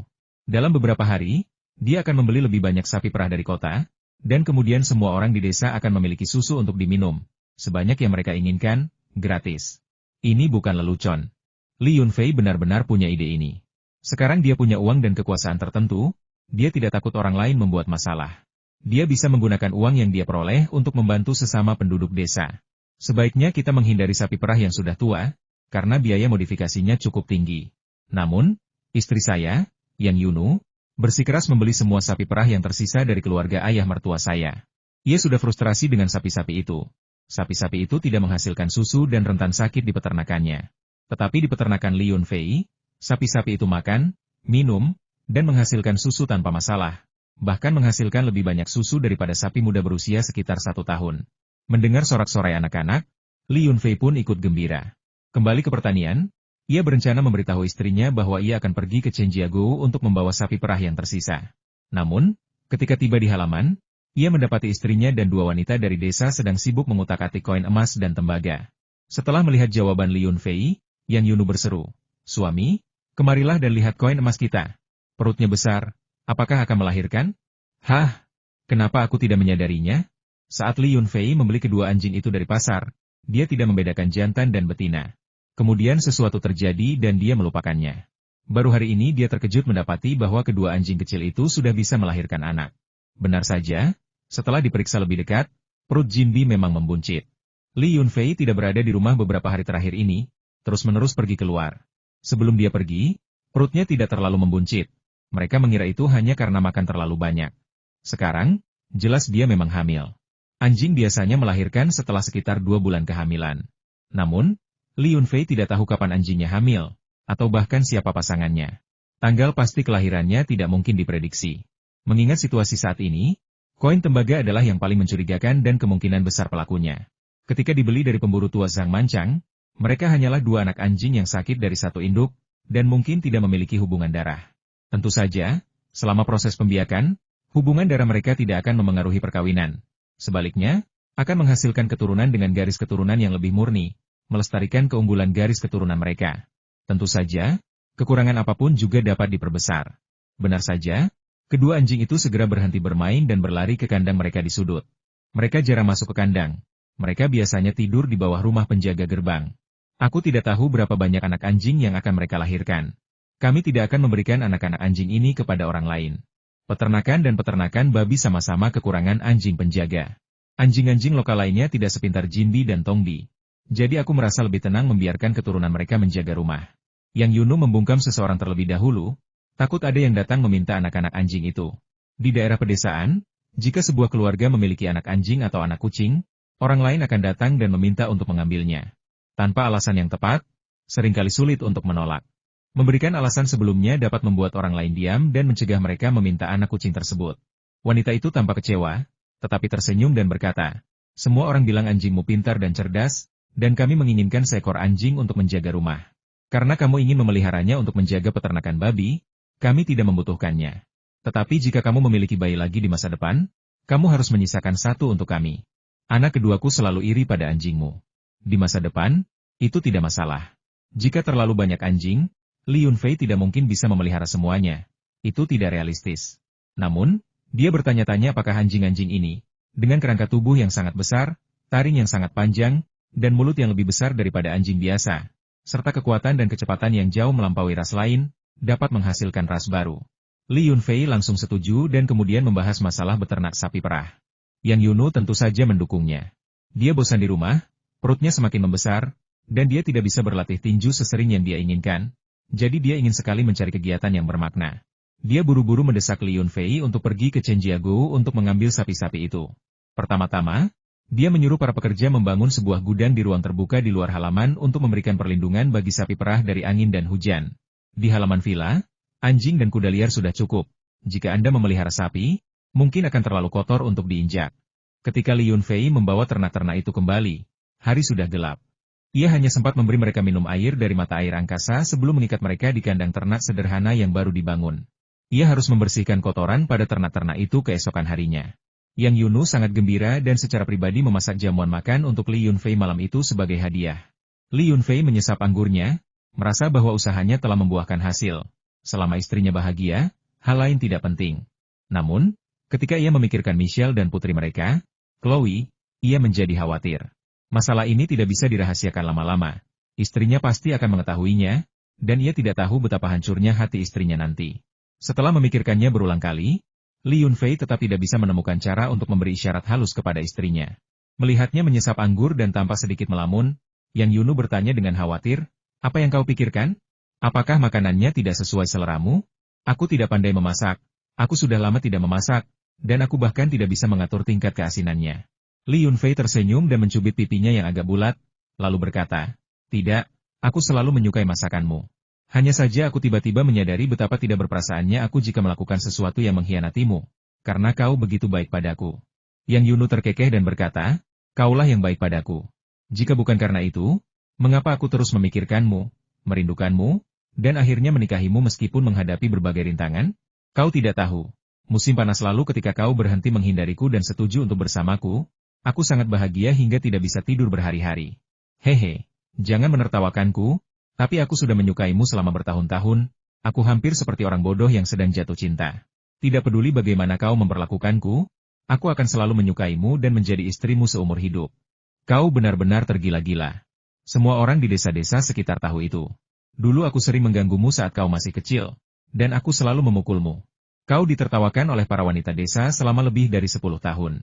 Aku tidak pernah baik padamu. Ah, sudahlah. Tak heran orang bilang lebih baik menikahi istri yang konyol daripada yang ceroboh. Menikahi seseorang yang ceroboh dan konyol sepertimu adalah berkah dari 8 kehidupan yang lalu. Cukup sudah, ayo minum. Li Yunfei beradu gelas dengan istrinya. Ia minum alkohol, sementara Yang Yunu minum jus segar. Aku hanya bertingkah konyol di depanmu. Bagaimana mungkin aku bodoh? Ucapnya sambil membunyikan gelas dengan senyum lebar. Li Yunfei tersenyum dan tidak melanjutkan pembicaraan. Bagaimanapun, kata-kata Yang Yunu memang memberinya sedikit penghiburan. Dia berharap ketika mengetahui kebenarannya, Yang Yunu tidak akan sepenuhnya memutuskan hubungan dengannya. Dia bahkan menyesal tidak menjelaskan detailnya kepada Yang Yunu setelah mereka keluar dari gua bawah tanah musim panas lalu. Jika dia melakukannya, dia tidak akan berada dalam kesulitan seperti sekarang. Saat mereka membicarakan penjelajahan bawah tanah, Mereka hanya menyebutkan bagian-bagian yang menakjubkan dan berbahaya, tanpa menyebut Michelle sama sekali. Jika mereka memberitahunya saat itu, Yang Yunum mungkin akan patah hati untuk sementara waktu. Tetapi itu akan berlalu. Bahkan setelah ia memiliki Chloe, ia akan memiliki persiapan mental dan tidak akan begitu sedih. Sekarang, Li Yunfei benar-benar tidak berani mengatakan yang sebenarnya padanya. Dari halaman bambu yang berjarak beberapa puluh meter, tawar yang 3 penghuni terdengar. Ketiganya sering mencuri kura-kura dan ikan dari kolam Li Yunfei, dan mereka juga memakan sayuran dari kebun sesuka hati. Jadi beberapa hari terakhir ini, mereka tidak datang untuk makan. Namun, mereka semua adalah kultivator, dengan pendengaran dan penglihatan yang tajam, dan jarak seperti itu tidak akan menghalangi suara kecuali jika ada formasi kedap suara yang dipasang. Sayangnya, Li Yunfei tidak memahami formasi ini, dan catatan pencerahan milik Taois Lingsu juga tidak memiliki pengetahuan tentang formasi. Lagi pula, Taois tua itu memasuki Dao melalui seni bela diri, akhirnya mengkultivasi seni bela diri dan Dao, hanya mengetahui metodenya tetapi bukan tekniknya. Hal ini mengakibatkan Li Yunfei memiliki kultivasi yang cukup tinggi tetapi tidak memiliki satupun teknik yang layak. Sungguh kasus yang aneh di antara kultivator spiritual. Bahkan Chu Yingtai pun mengetahui lebih banyak teknik daripada dia. Saya samar-samar mendengar mereka mengatakan bahwa mereka baru saja menanam beberapa tanaman anggur di halaman bambu dan bertanya-tanya apakah jika anggur di sini digunakan untuk membuat anggur, rasanya akan lebih enak daripada anggur Prancis? Topik yang tidak masuk akal ini diangkat oleh Zheng Xinyan dan langsung ditolak oleh Chu Yingtai, yang mengatakan bahwa daripada membahas pembuatan anggur, mereka seharusnya membicarakan pembuatan bir, yang akan lebih realistis, agar tidak terlalu terkejut dengan teknologi pembuatan anggur asing sehingga mereka tidak mampu mengurus diri sendiri seumur hidup mereka. Desa pegunungan kecil itu sunyi dan damai. Begitu hari gelap, penduduk desa akan berkumpul berdua atau bertiga, bermain mahjong atau minum sedikit anggur, tetap berada di sudut tempat mereka biasa. Sangat jarang seseorang seperti Sandaki datang ke pertanian Li Yunfei di tengah malam dan berteriak memanggilnya keluar. Li Yunfei hendak tidur, tetapi teriakan Sandaki seketika mengusir rasa kantuknya. Ia mengenakan sandal dan celana pendek, berlari ke halaman, dan berteriak, "Pak Tuasan, kenapa kau berteriak di tengah malam? Apa kau tidak bisa tidur? Apa kau tidak tahu ibu hamil tidak boleh diganggu?" Keributan mereka bahkan menarik perhatian ketiga penghuni yang sedang bersiap untuk beristirahat, yang semuanya menajamkan telinga untuk mendengarkan apa yang mereka katakan. Ini adalah peristiwa besar, masalah yang sangat penting, dan tidak dapat ditunda sedetik pun. Aku mendengar kakekmu mengatakan bahwa dia mampu mencapai alam ketiga sepenuhnya berkat sumsum giok yang kau berikan. Sandaki memiliki suara yang sangat keras. Ketika dia berteriak, separuh lahan pertanian bisa mendengarnya. "Diam. Kau tak punya sehelai rambut pun di kepalamu. Dasar orang tua, kau tak mau mengajariku bela diri, dan kau bahkan tak mau mengeluarkan uang untuk ramuan. Jika kau terus mengoceh omong kosong, kau tak akan diizinkan menginjakan kaki di gerbang pertanian lagi." Li Yunfei meraung, cemas sekaligus marah, menyela untuk mencegah siapapun mendengar. Bisakah dia membiarkan gosip ini? Bahkan jika orang-orang di pertanian mendengarnya, mereka mungkin akan mencoba berdagang dengannya untuk mendapatkan beberapa ramuan.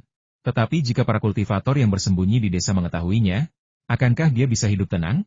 Sandaki menyadari bahwa ia telah membocorkan sesuatu, karena ia dapat dengan jelas merasakan bahwa para penghuni yang bersembunyi di 3 halaman bambu itu bernapas dengan cepat. Mereka jelas telah mendengar kata-kata sumsum giok dan memikirkan cairan sumsum giok yang disebutkan dalam kanon Taoisme. Li Yunfei membuka pintu dan dengan kasar mempersilakan Sandaki masuk, sambil berkata dengan wajah tegas, "Pak Tuasan, mari kita pisahkan masalah ini. Meskipun aku tidak tahu apa yang kakekku katakan saat mabuk, jangan anggap serius. Kami akan mengirimkan sayuran setiap hari jika kau menginginkannya. Dan kami murah hati dengan teh spiritual jika kau menginginkannya. Dan kami tidak pernah berhenti menyediakan anggur spiritual. Adapun yang kau bicarakan, itu semua adalah hal-hal legendaris. Di mana aku bisa menemukannya?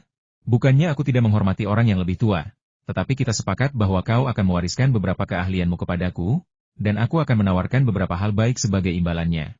Kaulah yang menolak." Sandaki masuk dengan bau alkohol yang menyengat. Melihat ucapan Li Yunfei, dan merasa aneh karena ia tidak ada urusan, ia dengan rendah hati menjelaskan, "Fua, kau tahu temperamenku yang buruk, aku tidak bisa mengubahnya meskipun aku mau. Mohon maafkan aku jika kata-kataku tidak menyenangkan untuk didengar.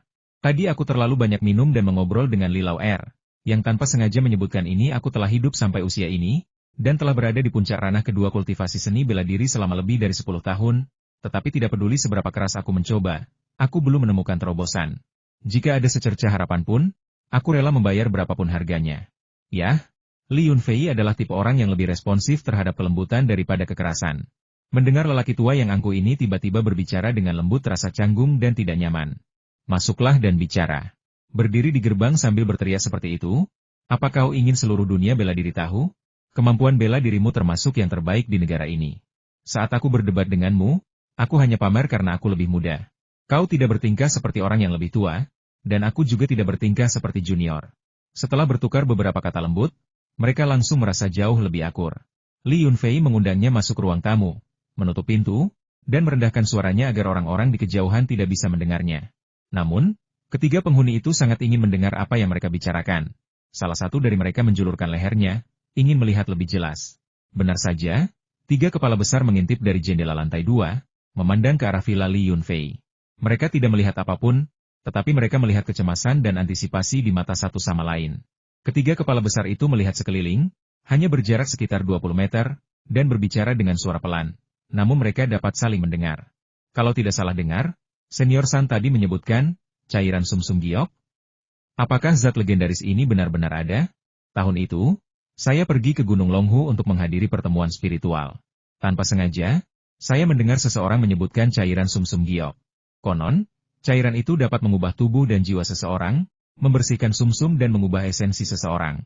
Ketika kultivasi seseorang mencapai tahap tertentu dan tidak ada kemajuan lebih lanjut, meminum beberapa tetes cairan sumsum giok dapat mengeluarkan racun dan kotoran dari tubuh, memurnikan tubuh sekali lagi. Dengan bantuan obat spiritual, mudah untuk menembus alam kecil. Jika seseorang meminum cukup cairan sumsum giok, dimungkinkan juga untuk menembus alam besar. Benarkah ada hal ajaib seperti itu? Berapa harganya? Aku rela menukarkan separuh kekayaanku untuk mendapatkannya. Orang yang mengatakan ini tak diragukan lagi adalah Chu, si orang terkaya yang kaya dan berkuasa. Kultivasinya hingga saat ini sepenuhnya karena uang. Sayangnya, mengingat usia dan bakatnya, ia hanya bisa mencapai tahap awal alam kedua paling tinggi, kecuali terjadi keajaiban. Sekarang, setelah mendengar tentang cairan sumsum giok yang dapat mengubah seluruh keberadaan seseorang, ia langsung tertarik. Berapa harganya? Benda ini hanya ada dalam legenda, tidak bisa dibeli dengan uang. Zheng Xinyan adalah orang yang berpengalaman dalam bisnis ini, berpengetahuan luas dan tahu lebih banyak daripada yang lain. Dia menghela napas, sayang sekali, aku sangat berharap Senior San tidak mengoceh karena mabuk. Jika memang ada cairan sumsum giok, aku akan menjual usaha catering ayahku untuk mendapatkan beberapa tetes. Gu Zaoji hanya menggelengkan kepala dan menghela napas, berkata, keluarga Gu kami telah mengalami kemunduran. Sekalipun ramuan ajaib seperti itu ada, aku tidak mampu membelinya. Bisa tinggal di sini saja sudah merupakan keberuntunganku. Kita tidak boleh terlalu serakah. Meskipun begitu, dia menjulurkan lehernya, menatap penuh kerinduan ke arah villa, di mana lampu-lampu masih menyala, dan sesekali dia bisa mendengar suara Sandaki. Namun, keduanya sengaja meredam suara mereka, sehingga mereka tidak dapat mendengar dengan jelas apa yang sedang dibicarakan. Zheng Xinyan tiba-tiba tertawa dan berkata, Gu tua, tidak ada orang luar di sini, jadi berhentilah berpura-pura. Biarkan kerabatmu yang lebih muda menangani beberapa kesepakatan bisnis besar di luar negeri, dan kau akan memiliki semua uang yang kau butuhkan. Di usiamu, aku tidak percaya kau belum pernah ke luar negeri dan tidak memiliki tabungan. Tidak ada yang akan mempercayai itu. Tidak banyak, tidak banyak. Aku menyimpannya untuk masa pensiunku. Gu Zaoji tersenyum rendah hati. Li Yunfei, yang berada di ruang tamu, tentu saja tidak tahu apa yang dipikirkan ketiga penghuni itu. Namun, dia bisa merasakan bahwa Sandaki sangat menginginkan obat spiritual yang dapat membantunya meningkatkan tingkat kultivasinya secara tiba-tiba. Entah itu cairan sumsum giok atau jenis obat spiritual lainnya. Mengenai ocehan mabuk kakeknya, Li Yunfei sama sekali tidak mempercayainya. Dia sudah menjadi seniman bela diri tingkat ketiga. Bagaimana mungkin dia mabuk karena alkohol biasa? Jika dia tidak mau bicara, tidak ada cara untuk membuatnya bicara. Kakek bukanlah tipe orang yang menyimpan semuanya untuk dirinya sendiri.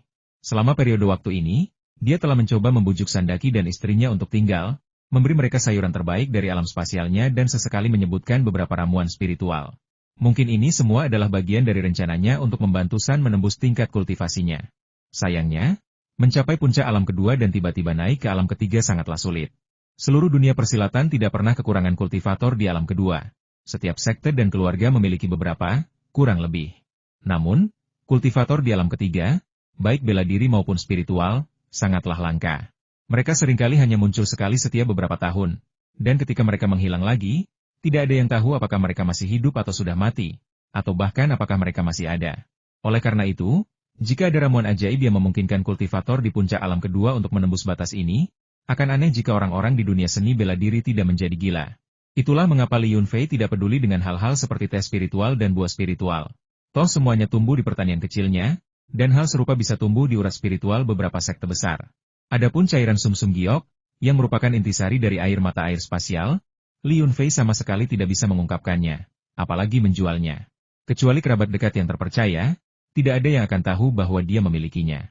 Kakek Li Chunqiu menyebutkan barang ini untuk memancing Sandaki datang dan memintanya.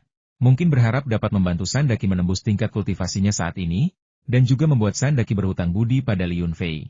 Di masa depan, jika sesuatu terjadi pada keluarga Li Yunfei, Sandaki, dimanapun dia berada, tidak akan pernah tinggal diam. Li Yunfei memahami hal ini dan menyadari niat baik kakeknya. Mungkin terlalu banyak master bela diri yang datang akhir-akhir ini, termasuk beberapa master papan atas yang tidak mudah dihadapi kakeknya, yang membuat kakeknya merasa terancam.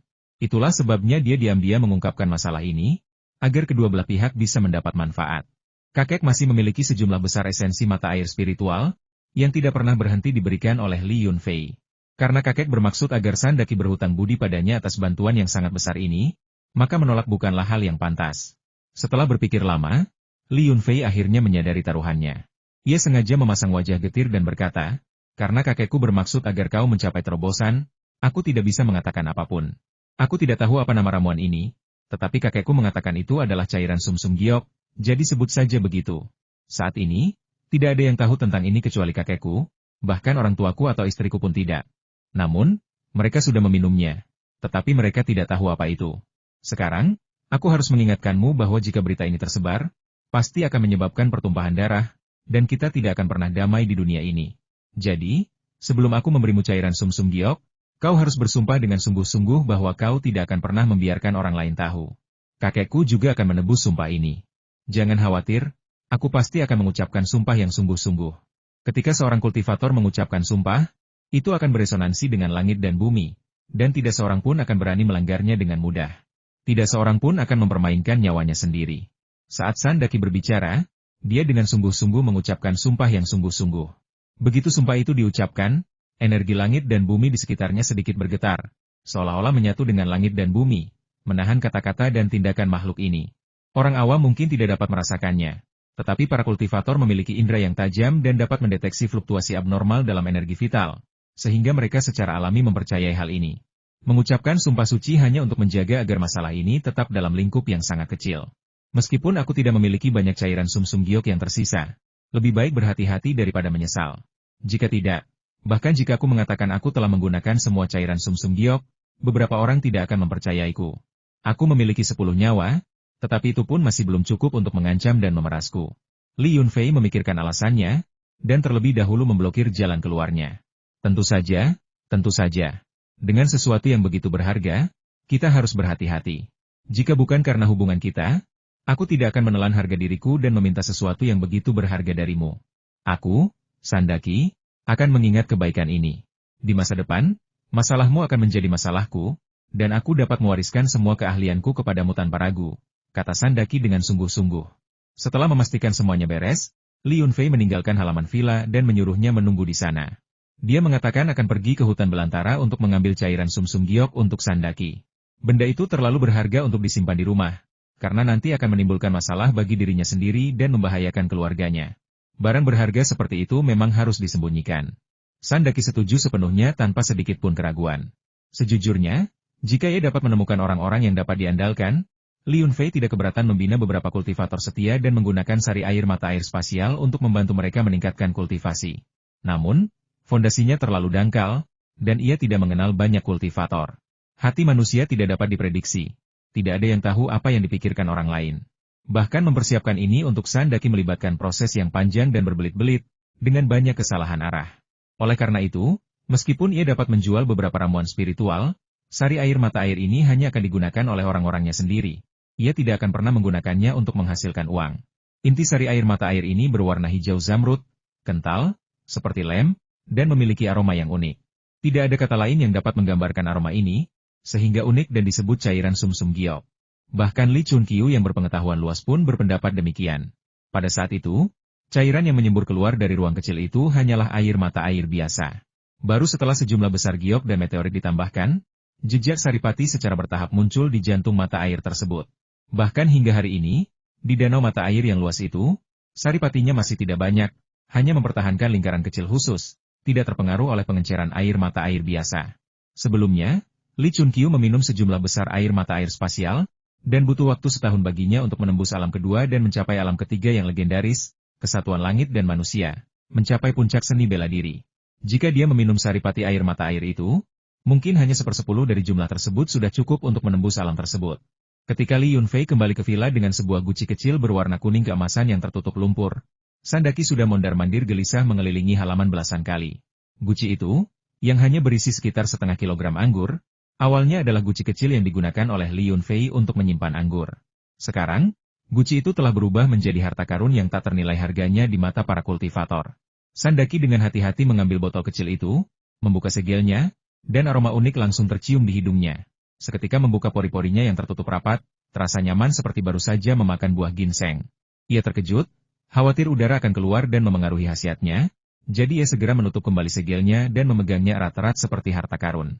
Ini cairan sumsum giok? Sebanyak ini? Kukira hanya akan ada beberapa tetes atau selusin tetes. Wajah Sandaki memerah karena kegembiraan, dan suaranya bergetar. Sangat jarang seorang master hebat seperti dia kehilangan ketenangannya seperti ini. Seluruh isi toples ini untukmu. Kuharap kau bisa menembus levelmu saat ini. Aku telah membuat banyak masalah, dan aku butuh dukunganmu. Kau harus berhasil, kata Li Yunfei bercanda dengan nada santai. Jangan khawatir, aku pasti tidak akan mengecewakanmu. Bagus, ada harapan untuk terobosan. Aku akan kembali sekarang. Aku khawatir tanpa Li Lao Er yang menjaga pertanian untukku. Dengan itu, Sandaki bergerak dengan kecepatan kilat, meninggalkan kepulan debu di belakangnya, dan menghilang dari pertanian dalam sekejap mata.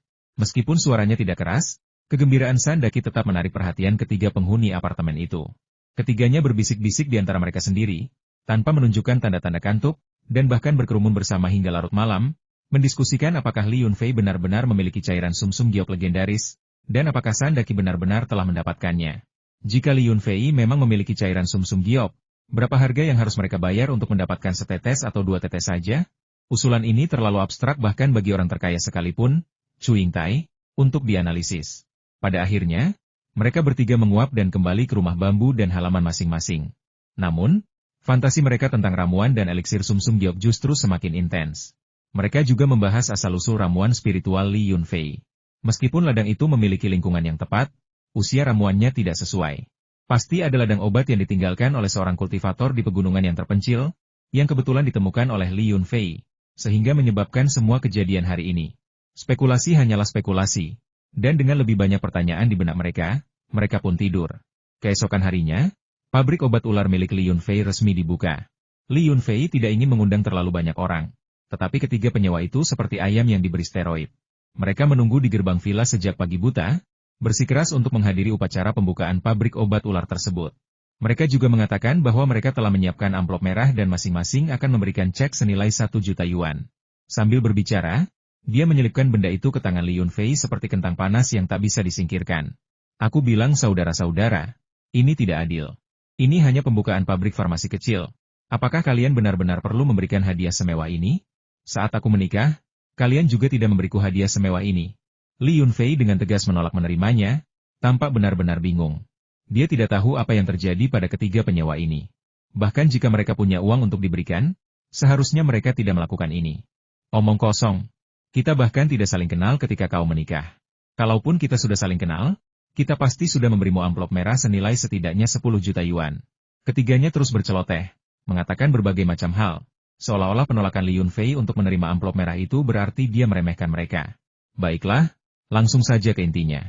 Jika kau ingin mengatakan sesuatu, katakan saja. Jika kau terlalu perhatian, kau pasti sedang merencanakan sesuatu yang tidak baik atau mencoba mencuri. Aku benar-benar tidak berani menerima hadiahmu. Li Yunfei samar-samar bisa menebak apa yang sedang terjadi. Lagi pula, dia telah memperhatikan perilaku menguping mereka tadi malam, tetapi dia tidak menyinggungnya. Ini namanya mengganti hadiah yang terlewat. Kami punya kebiasaan ini di Hong Kong. Kamu bisa bertanya-tanya kalau tidak percaya. Kalau kamu tidak memberi hadiah terakhir kali, atau memberi terlalu sedikit, kamu harus menggantinya 2 kali lipat di lain waktu. Lihat, kenapa kamu begitu sopan dengan saudaramu? Aku punya lebih banyak uang daripada yang bisa kubelanjakan. Kudengar kamu belakangan ini ikut lelang di Myanmar dan menghabiskan banyak uang. Rekeningmu pasti sedang menipis sekarang. Kalau tidak, kamu tidak akan menjual semua ikan di kedua kolam sekaligus. Kami di Guangzhou juga memiliki aturan ini. Anda harus menerima uang ini. Jika tidak, itu tidak sopan. Konfusius berkata, tidak membalas budi adalah tindakan yang tidak sopan. Anda telah merawat kami dengan sangat baik dan menjual ramuan obat kepada kami dengan harga yang sangat rendah. Kami benar-benar berterima kasih kepada Anda. Ada sangat sedikit kesempatan untuk membalas budi Anda, jadi kami tidak boleh melewatkan kesempatan apapun. Berhenti bicara omong kosong. Aku baru saja mendapatkan kembali investasi lain dan menghasilkan banyak uang. Aku tidak bisa merasa bahagia jika aku tidak menghabiskan uang. Li Yunfei melambaikan tangannya dan berkata dengan pasrah, saya mengerti niat Anda, tetapi saya benar-benar tidak dapat menerima uang ini. Saya, Li Yunfei, tidak kekurangan uang. Mari kita lakukan ini. Pabrik obat ular ini baru mulai beroperasi dan membutuhkan banyak bantuan. Saya akan menginvestasikan 3 juta ini ke pabrik dan memberi Anda masing-masing 5% saham. Mulai sekarang, pabrik ini juga akan menjadi milik Anda. Anda juga perlu memperhatikan promosinya. Melihat sikap tegas Li Yunfei, ketiga pria itu enggan mundur lebih jauh. Mendengar solusi yang diusulkannya, mata mereka berbinar. Terlepas dari persentase kepemilikan saham, maknanya berbeda. Mulai sekarang, mereka tidak lagi menjadi teman biasa, tetapi mitra bisnis, berbagi kesuksesan dan kegagalan, terikat oleh kepentingan bersama. Hubungan mereka jelas telah melangkah lebih jauh.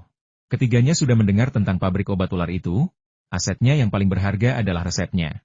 Setelah investasi Li Yunfei, pabrik itu sudah mulai beroperasi percobaan. Singkatnya, selama ada saluran penjualan, yang perlu mereka lakukan hanyalah mengumpulkan uang. Mereka mendengar bahwa saluran penjualan itu ada, militer dan Li Yunfei memiliki hubungan yang baik, dan beredar rumor bahwa pembangunan pabrik telah dimulai dengan dorongan dari militer. Ketiganya bukanlah orang bodoh, mereka tampaknya langsung memahami maksud Li Yunfei. Niat Li Yunfei untuk memperkuat hubungan mereka persis seperti yang mereka inginkan, dan mereka secara proaktif meningkatkan investasi mereka, masing-masing menyumbangkan 5 juta untuk menerima 5% saham dari Li Yunfei. Pabrik farmasi kecil ini bahkan belum resmi dibuka, tetapi sudah berubah dari bengkel menjadi pabrik besar dengan aset senilai ratusan juta. Jika berita ini tersebar, para pemimpin yang hadir di upacara pembukaan hari ini pasti akan tersenyum lebar. Ketika berita ini diumumkan pada upacara pembukaan, para pemimpin yang hadir hanya merasa gembira dengan peningkatan investasi yang signifikan dan tidak memperhatikan nama 3 individu yang telah berinvestasi di perusahaan tersebut. Namun, setelah berita tersebut disiarkan di televisi, hal itu segera menarik perhatian mereka yang tertarik. Xianjiang Jishetang Pharmaceutical Group menginvestasikan 5 juta RMB untuk mengakuisisi 5% saham di pabrik obat ular King Longli. Hanzhong International Trade Group juga menginvestasikan 5 juta RMB untuk mengakuisisi 5% saham di pabrik obat ular King Longli. Dan apa itu Zhenges Catering Group, yang juga menginvestasikan 5 juta RMB untuk 5% saham? Astaga, apa latar belakang pabrik obat ular kecil ini? Luar biasa. Ketiga perusahaan investasi ini bukanlah perusahaan biasa. Latar belakang mereka sangat mumpuni. Tak perlu diragukan lagi, siapapun yang mengikuti perkembangan berita terkini akan tahu bahwa Hong Kong Jishetang Pharmaceutical Group adalah konglomerat pribadi milik Chu Yingtai, orang terkaya di Asia Tenggara. Ini adalah salah satu konglomerat yang sangat dihargainya, dan ia sering muncul dalam acara publik perusahaan ini serta berpartisipasi dalam kegiatan amal terkait. Sebuah perusahaan bergengsi berinvestasi di pabrik farmasi kecil di kota terpencil? Itu benar-benar lelucon. Para wartawan keuangan dibanjiri panggilan dari rekan-rekan mereka. Semuanya ingin memastikan apakah mereka salah lihat atau salah membaca berita. Berbicara soal internasional, Hanzhong International Trade Group menjadi semakin ironis. Perusahaan yang dulunya terkenal sebagai perekrut pembunuh bayaran ini telah melakukan segalanya kecuali hal-hal yang substansial. Sekarang, mereka berinvestasi di pabrik obat palsu? Apakah mereka bercanda? Apakah bisnis keluarga yang sudah lama berdiri dan miskin ini, yang terbebani oleh industri pembunuh bayaran yang menurun dan pengawasan ketat pemerintah, akhirnya ingin mengubah karir? Adapun Zhenges Catering Group, ini adalah perusahaan publik yang sah dengan kapitalisasi pasar yang layak dan keuntungan yang meningkat setiap tahun, menjadikannya model bagi investor jangka panjang. Mengapa seorang CEO dengan tradisi kuliner keluarga yang telah berlangsung selama berabad-abad tertarik untuk berinvestasi di pabrik obat ular? Insiden tersebut menimbulkan kehebohan besar, dengan banyak sekali wartawan bergegas ke kota Qinglong untuk melihat mengapa tempat kecil ini, yang tidak begitu terkenal di seluruh negeri, memiliki kejadian yang luar biasa. Para pejabat kota dan daerah sangat ketakutan dengan kedatangan wartawan dan segera memanggil kepala departemen humas mereka untuk menemani para wartawan selama kunjungan tersebut, karena khawatir mereka mungkin merekam atau melaporkan hal-hal yang seharusnya tidak mereka rekam, yang dapat menyebabkan masalah serius bagi mereka. Pada saat yang sama, kepala kantor pengaduan menerima perintah dari atasannya untuk bekerja sama dengan polisi untuk menahan Li Jiefang, yang telah membuat masalah selama beberapa hari, dan kemudian membebaskannya setelah keadaan tenang. Setelah menghadiri upacara pembukaan, Li Yunfei mengira semuanya baik-baik saja.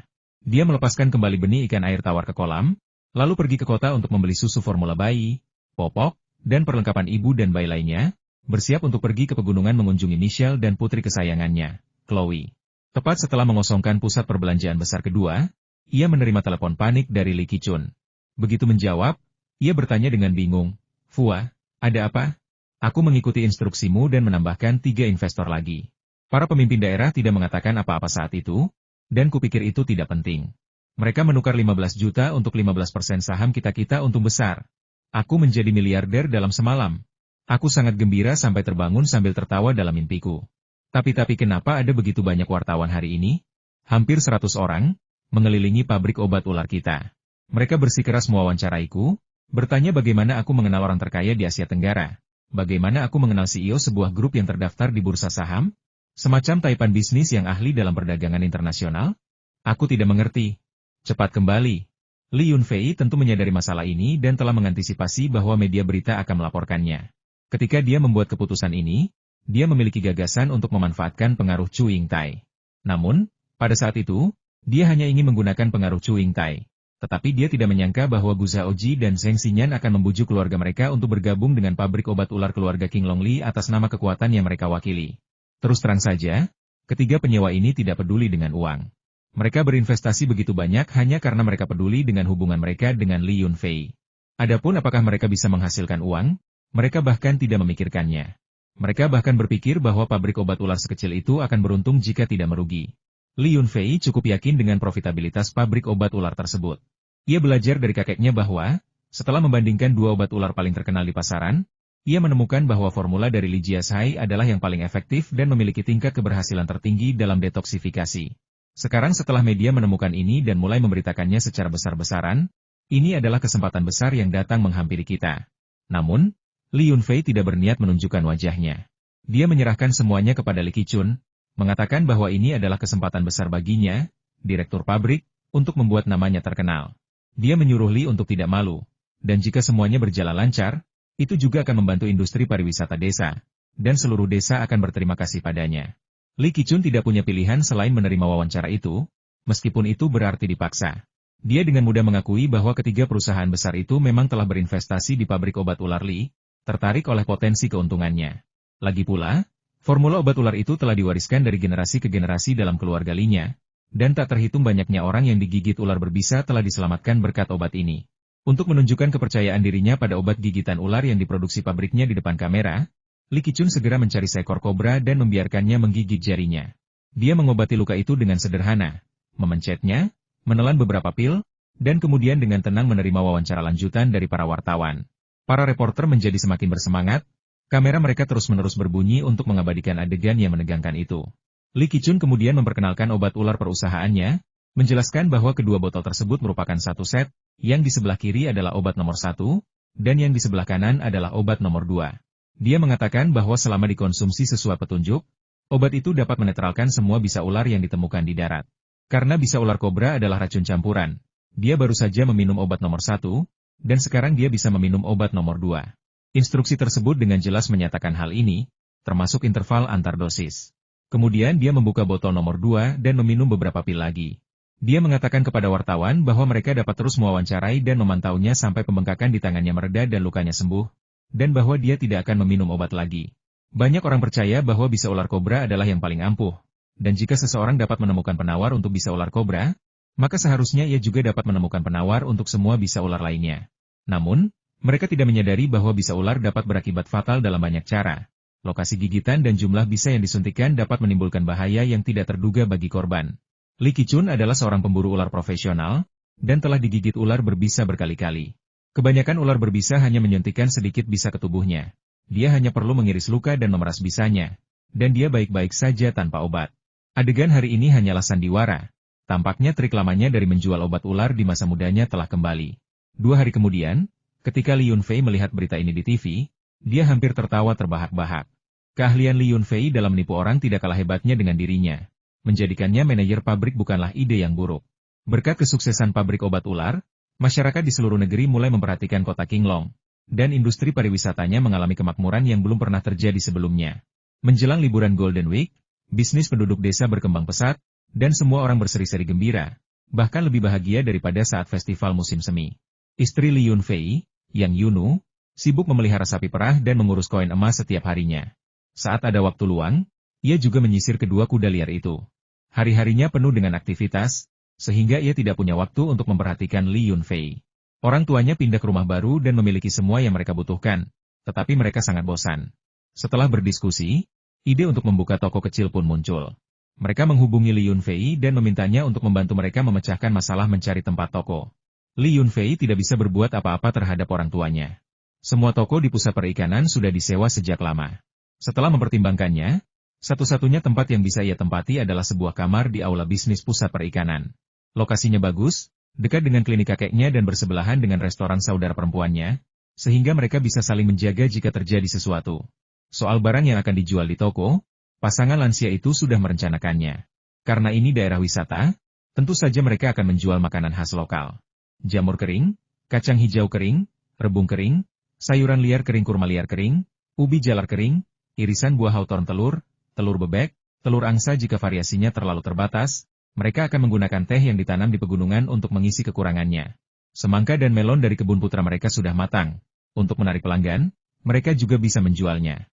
Harganya agak mahal, tetapi mereka bisa memotongnya menjadi potongan kecil dan menjualnya satu persatu. Pasangan lansia ini berhasil mendirikan toko makanan khas Qinglong mereka hanya dalam beberapa hari. Sayuran kering semuanya dibeli dari penduduk desa, yang mereka sebut grosir. Namun harganya hampir sama dengan yang mereka jual di pinggir jalan. Lokasinya bagus, dan mereka tidak dikenakan biaya sewa untuk toko tersebut. Tidak peduli berapa banyak uang yang mereka hasilkan, Li Yunfei melihat orang tuanya penuh energi dan lebih banyak tersenyum. Tampaknya menikmati kesenangan menjalankan toko. Jadi dia membiarkan mereka melakukan apapun yang mereka inginkan.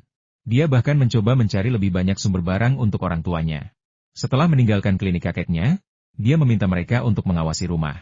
Memanfaatkan kesibukan semua orang mencari uang akhir-akhir ini, dia mencari alasan untuk pergi ke pegunungan. Setelah sekian lama jauh dari Chloe, Li Yunfei merindukan putrinya setiap hari. Jadi, dia menyempatkan sedikit waktu dan bersiap untuk pergi ke pegunungan.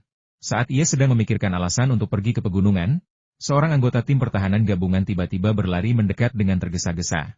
Begitu melihat Li Yunfei, ia berteriak, "Saudara Fua, kepala desa sedang mencarimu. Cepat, cepat ke kantor desa." "Apa yang terjadi? Tidakkah kau bisa menelepon ponselku?" kata Li Yunfei sambil mengeluarkan ponselnya dari saku. Setelah diperiksa lebih dekat, ia menyadari ponselnya mati otomatis. Ponsel ini, yang baru berusia 1 tahun, sudah bermasalah. Sungguh merepotkan. Ia bertanya-tanya apakah ia telah membeli barang palsu. "Kami tidak bisa menghubungi Anda melalui telepon, jadi kepala desa menyuruh kami mencari Anda di mana-mana. Kami mendengar sesuatu yang serius telah terjadi. Sekelompok pemuda dan pemudi dari kota membentuk tim pendaki dan telah berada di pegunungan selama 2 hari. Siang ini, keluarga mereka menerima pesan singkat yang mengatakan mereka tersesat dan tidak ada sinyal telepon seluler. Jika mereka cukup beruntung untuk mengirim pesan, mereka meminta keluarga mereka untuk menghubungi polisi untuk meminta bantuan. Mungkin orang-orang ini memiliki koneksi, karena polisi tiba dengan tim penyelamat siang ini. Tetapi ketika mereka sampai di kaki gunung, mereka menemukan medan yang terlalu sulit dan ada terlalu banyak ular dan serangga. Mereka tidak yakin apa yang harus dilakukan, jadi mereka meminta kota untuk merekomendasikan seorang pemburu profesional sebagai pemandu. Awalnya mereka merekomendasikan pemburu dari desa Zhangqiao. Tetapi para pemburu muda dari desa Zhangqiao semuanya bekerja di pusat perlindungan satwa liar dan tidak berada di kota saat ini. Mereka mungkin juga pergi ke pegunungan, dan kami tidak dapat menghubungi mereka untuk sementara waktu. Para pemburu yang lebih tua terlalu tua untuk pergi ke pegunungan. Kemudian seseorang merekomendasikan Anda, mengatakan Anda sering pergi ke pegunungan tahun lalu. Jadi mereka ingin meminta Anda untuk menjadi pemandu mereka. Para anggota tim pertahanan gabungan berbincang sambil berjalan, dan pada saat mereka sampai di pintu masuk desa, mereka pada dasarnya telah menjelaskan situasi tersebut dengan jelas. Li Yunfei tidak keberatan pergi ke pegunungan sebagai pemandu untuk menyelamatkan orang. Lagi pula, dia ingin punya alasan untuk pergi. Namun, reputasinya sebagai orang terkaya di kota jauh lebih bergengsi daripada menjadi pemandu. Siapa yang merekomendasikannya untuk pergi ke pegunungan? Tidakkah mereka tahu betapa sulitnya mempekerjakan orang kaya sebagai buruh? Dengan keraguan yang masih menghantui, Li Yunfei bergegas ke kantor panitia desa. Beberapa petugas polisi dan 2 perwakilan keluarga dengan cemas mengecek waktu, hanya sesekali bertukar beberapa patah kata dengan kepala desa, Li, yang mendampinginya. Setelah melihat Li Yunfei, kepala desa Li buru-buru memperkenalkan mereka satu sama lain. Bahkan sebelum perkenalan selesai, kedua perwakilan keluarga itu tiba-tiba berlutut di hadapan Li Yunfei, memohon agar ia menyelamatkan anak-anak mereka. Tim penyelamat kota tidak mengenal jalur pegunungan, dan mereka tidak dapat menghubungi pemburu lain. Jadi mereka tidak punya pilihan selain mempercayakan kasus mereka kepada Li Yunfei. Kedua perwakilan keluarga ini, yang mengenakan pakaian berkualitas tinggi, jelas merupakan orang kaya dan berpengaruh. Namun, mereka berlutut seperti warga biasa, mengemis uang dan mengatakan mereka akan membayar berapapun harganya jika pria itu setuju menjadi pemandu mereka. Mereka tampak benar-benar putus asa. Dalam perjalanan ke sini, Li Yunfei mencoba menghubungi Yin Xueyan, tetapi teleponnya tidak dapat dihubungi. Dia bertanya-tanya ke pelosok terpencil mana Yin Xueyan pergi bersama staf pusat konservasi untuk menangkap pemburu liar. Para petugas polisi sangat sopan, tampaknya mereka sudah mendengar reputasi Li Yunfei. Mereka hanya menyebutkan bahwa kelima pemuda itu 3 pria dan 2 wanita memiliki pengalaman mendaki gunung dan berkemah, dan tersesat kali ini agak tidak terduga. Mereka mengatakan bahwa mereka mendengar ada banyak ular dan serangga di pegunungan dekat kota Qinglong, dan keluarga mereka sangat khawatir. Mereka meyakinkannya bahwa jika dia dapat membawa mereka kembali dengan selamat, keluarga mereka tidak akan pernah melupakan kebaikannya. Dari apa yang mereka katakan, tampaknya 2 dari pemuda itu adalah anak-anak pemimpin kota. Tidak heran polisi tiba begitu cepat dan membawa tim penyelamat beranggotakan 10 orang. Baiklah, aku berjanji akan pergi ke pegunungan bersama tim penyelamat untuk mencari orang-orang itu. Tapi sekarang sudah mulai gelap, dan aku masih perlu menyiapkan perbekalan untuk pergi ke pegunungan. Paling cepat aku bisa pergi ke pegunungan besok. Para pemburu di sini tidak punya aturan untuk pergi ke pegunungan di malam hari. Setelah mendengarkan penjelasan singkat mereka, Li Yunfei setuju tanpa ragu atau mengajukan tuntutan apapun. Polisi dan keluarga mereka menginap di sebuah hotel di kota, sementara tim penyelamat berkemah di kaki gunung. Mendengar Li Yunfei mengatakan ini, mereka tahu bahwa ini adalah aturan untuk memasuki pegunungan, dan mereka tidak dapat memaksa siapapun betapapun mendesaknya situasi tersebut. Setelah mengantar orang-orang itu pergi, Kepala Desa Li Tianlai berkata dengan agak malu, "Fua, aku tidak tahu bagaimana mereka menemukan kita.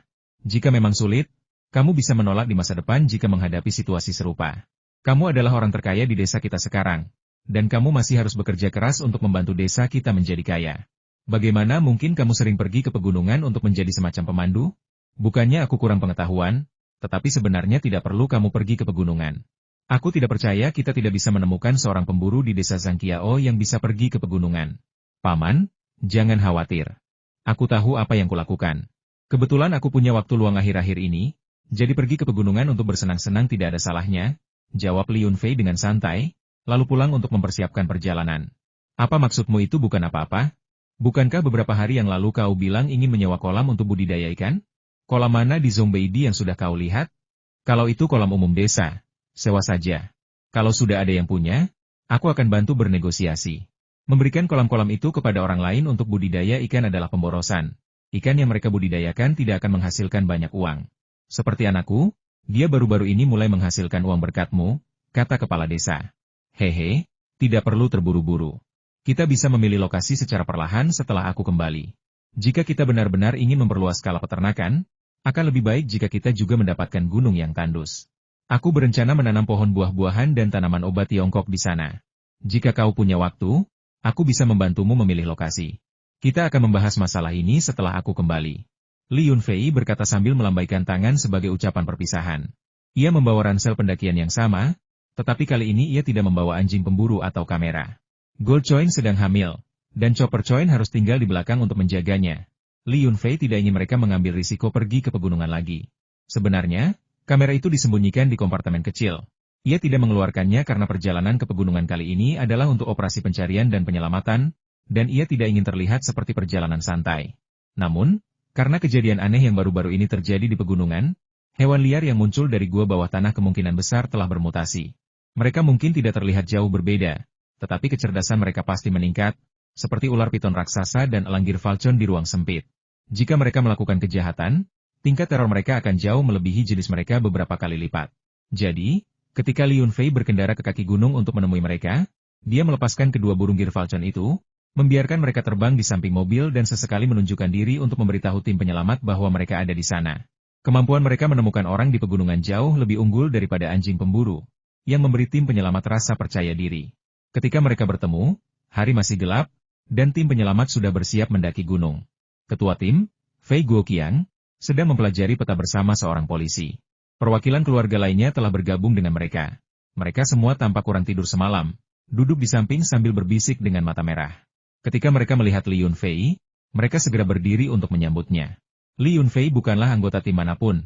Tindakannya menyelamatkan anak mereka sepenuhnya didorong oleh kebaikan hati, dan keluarga-keluarga tersebut tetap berterima kasih kepadanya. Li Yunfei mengucapkan beberapa kata penghiburan, melirik peta, dan melihat Kapten Fei Guoqiang tidak berniat menyapa mereka. Ia tidak ingin membuat keributan. Namun, polisi yang telah bertemu Li Yunfei kemarin dan terkesan dengan pengalamannya di pegunungan, bertanya, Li Yunfei, mengapa kamu tidak melihat peta juga? Jika kita mulai mendaki dari sini, di mana kira-kira kita akan sampai dalam 2 hari? Li Yunfei merapikan ranselnya, berjongkok di samping pohon, melirik arlojinya, dan berkata tanpa mendongak, jika kita hanya menjelajah, kita biasanya bisa mencapai puncak Rizhao.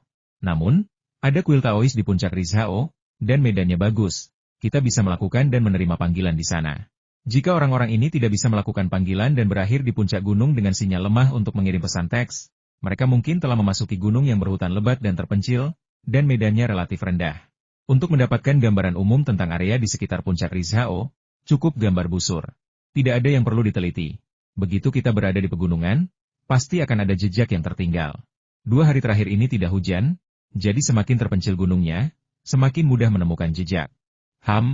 Adikku, pekerjaan pencarian dan penyelamatan tidak sesederhana yang kau pikirkan. Mendengar ini, Fei Guoqiang mengangkat alisnya, merasa seperti ditampar. Dia baru saja mengatakan bahwa penyelamatan tanpa rencana hanyalah omong kosong, dan bahwa ada banyak kemungkinan, dan mereka harus terlebih dahulu mempelajari peta dan memiliki pemahaman yang jelas tentang situasi tersebut. Akulah pemburunya. Kali ini, aku hanya bertanggung jawab memimpin jalan. Pencarian dan penyelamatan adalah tugasmu. Aku hanya bertanggung jawab membawamu ke tempat yang kau inginkan dan memberitahumu di mana tempat yang berbahaya, di mana kau tidak bisa lewati, dan apakah ada hewan liar yang agresif di dekatnya. Tentu saja, aku harap kau tidak tersesat di pegunungan. Li Yunfei sama sekali tidak perlu mempedulikan perasaan orang-orang ini. Dia berbicara sangat lugas. Mereka berdua sama sekali tidak berada di level yang sama, dan tidak perlu mempedulikan harga diri mereka. Merasa terhina, Fei Guoqiang segera membalas, apa kau bercanda? Kami memiliki peralatan penentuan posisi paling profesional. Bagaimana mungkin kami tersesat? Anggota tim kami semuanya adalah pensiunan tentara, termasuk tentara pengintai yang terampil. Kalian para pemburu tidak akan mengerti. Jika peta di sini tidak lengkap, kami tidak akan membutuhkan pemandu lokal sama sekali. Li Yunfei, yang terlalu malas untuk berdebat dengan orang-orang seperti itu, menyampirkan ranselnya di bahu, bersiul, dan 2 titik putih kecil langsung meluncur turun dari langit. Dalam sekejap mata, 2 Girfalcon raksasa muncul di hadapan semua orang. Hembusan angin segera muncul, berputar-putar di sekitar kepala Li Yunfei sebelum mendarat di bahunya, 1 di setiap sisi. Saat ini, kemampuan Li Yunfei telah mencapai permukaan kulitnya, dan darah serta kinya sangat kuat. Pedang dan pisau biasa hampir tidak dapat melukainya, dan cakar Girfalcon pun tidak lagi dapat membahayakannya. Kemunculan 2 ekor Girfalcon yang megah seketika meredakan suasana tegang. Beberapa anggota tim pencarian dan penyelamatan berbisik-bisik di antara mereka sendiri, bertanya jenis selang apa itu dan mengapa ukurannya begitu besar. Beberapa bahkan mengira itu adalah burung nasar karena ukurannya yang sangat besar. Li Yunfei mengabaikan diskusi informal ini, melirik ke langit, dan bertanya, bisakah kita berangkat sekarang? Sekalipun kita cukup cepat, belum akan siang saat kita